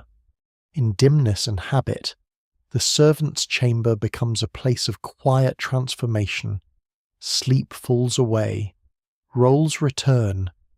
The kitchen girl is no longer merely a tired young woman under a blanket. She is again the swift pair of hands the cook will need. The porter becomes shoulders. The laundress becomes linen and steam and sore wrists. You become motion. The self here is built every morning from the tasks waiting outside the door. When the understeward's keys sound in the passage, no one startles. The ring of iron against iron arrives like confirmation of what the bell already said. The castle expects itself intact. That jangling music, stern and practical, might be the true anthem of places like this. Not trumpets, not drums, keys, locks opening, stores counted, day admitted. You step out into the corridor and feel again the dampness of the walls, the thin draught along the stone, the old rushes underfoot, the low arch that has already taught your shoulders humility. The air tastes of night not fully gone. Somewhere above, a shutter knocks once and is quiet. Somewhere beyond, in the yard or stable, a horse stamps. Farther off comes the second faint bell, perhaps from the chapel, perhaps from some priory through mist and distance, a bronze thread stitching hour to duty. The castle before dawn is the truest castle, not because it is beautiful, though it is in a severe and smoky way. But because nothing yet has been arranged to flatter anyone, the hall lies dim and honest, the hearth breathes low beneath its ash. The upper chambers are closed, the yard is only suggestion through the dark slit windows' pale mist. Roof line, watchfire ember, frost or wet on the stones depending on what the night has decided. This is the moment when all the splendour has fallen away and only the framework remains. Fire to wake. Water to draw, bread to move, light to coax, warmth to create. You know the path now before you take it. Down the turning stair, past the bend where the mortar sweats in cold weather, past the door to the pantry passage where the draught always catches, a glance toward the yard where the sky is beginning to soften from black to charcoal, a smell of dying embers, old ale, damp hay. The dog is there again, naturally, curled near the kitchen threshold in a shape of practical faith. It opens one eye as you pass, decides you're not breakfast, and resettles with the confidence of a creature who understands repetition better than most saints do. In the kitchen, the first fire is still mostly memory. Ash lies over the embers like grey silk over hidden gold. Someone has already set the kindling ready. Someone else has stacked split wood by size. The room waits at that breathless edge between yesterday's heat and today's. You kneel, iron in hand, and pull back the ash carefully. There it is, the little orange life still holding on underneath, exactly as if it had been waiting for you. You lay the kindling. You bend close. You breathe. A faint red becomes a brighter line, then a glow, then one small tongue of flame reaching up through the twigs. That moment never stops feeling important. A castle can sleep under lock and wool, but until a servant wakes the fire, it has not truly begun again. Behind you, the kitchen woman enters with flour on her sleeves already, because of course she does. Another servant comes in with a basket of onions. Someone sets down a pot with the dull iron sound of continuity. The cook's voice has not yet risen to command, but it will. Outside in the passage, feet are moving more quickly now. Above, one chambermaid has begun. In the stable, perhaps, Bran is checking the grey horse's leg. In the gatehouse, the last watch is shifting. In the chapel, a candle may already be lit. The whole castle is returning to itself, piece by piece, not because stone wills it, but because human beings repeat what must be repeated.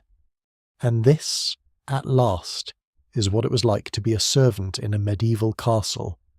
Not a life of constant misery, though there is hardship enough. Not a life of picturesque simplicity. Those simple things fill it: bread, ash, water, wood, straw, wool, keys, candles, weather. It is a life of endurance, yes, but also of knowledge. You know which stair creaks and which lock sticks. You know how much rush to spread and how much ash to leave. You know the smell of a hall before guests arrive, the taste of pottage improved by your own fetch sage, the sound of rain turning a yard into labour, the difference between tallow and beeswax, between the upper table's silence and the lower hearth's truth. You know which old woman's remedies are nonsense and which are nonsense that somehow still work. You know where the castle leaks, where it glows, where it lies, and where it tells the truth. You know, too, the small companionships that make such a life bearable. A half fig shared on the stair, a crust pressed into your palm, the porter's joke by the fire, the laundress's eye-roll over blue coverlets, the old kitchen woman's bowl thrust toward you before someone quicker claims it, the dog's persistent faith beneath the tables, the guard's mutter under the gate arch, the old nurse's pockets full of thread, herbs, and improbable salvation. These are the riches not entered on the clerk's parchment. The flame rises stronger, wood catches, heat begins its slow push into the room. Outside the slit window, dawn finally gathers enough courage to show itself. Mist hangs pale over the yard. The outline of the stable roof appears. A cartwheel glistens. The watchfire burns low and red beyond the gate. The river smell reaches faintly up the hill. Somewhere a cock crows as though he has personally accomplished the morning. Medieval travel brochures really would still oversell this experience. And yet, standing there with your hands out to the first heat, you feel not triumph exactly, but recognition. This is your world for this day and the next one after it. The castle wakes through you again. The cook arrives. The first pot is set. The understeward's keys strike once more in the passage. A bell rings. Someone calls for water, someone else for bread. The darkness thins.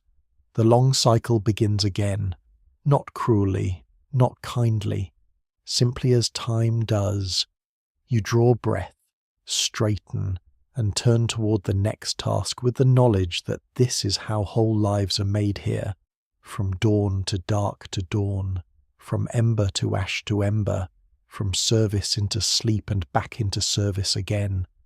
And because the day has ended where it began, because you have seen the whole circle close and open once more, the world feels, for one quiet moment, complete. The fire crackles softly, the castle stirs, morning enters on cold feet, and you go to meet it. The night settles fully behind you now, and before everything fades, let yourself drift a little more slowly through the quiet that remains after all that labour.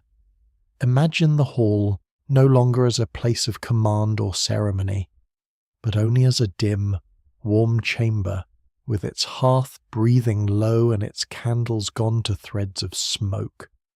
Imagine the rushes lying still on the stone, the benches empty, the cups stacked away, the doors bolted, the watchman moving softly above the gate while the last of the rain dries on the walls. Above, the noble chambers have darkened. Below, the servants' palates are warm with sleep. In the stable, horses shift once and settle again into hay and silence. In the kitchen, the embers sleep under ash like tiny buried stars. The whole castle, from tower to cellar, seems to exhale and soften, no longer a machine of duty, no longer a stage for rank, but only a shelter of wood, wool, straw, and stone holding back the dark for a few precious hours. So let the sounds grow farther away now.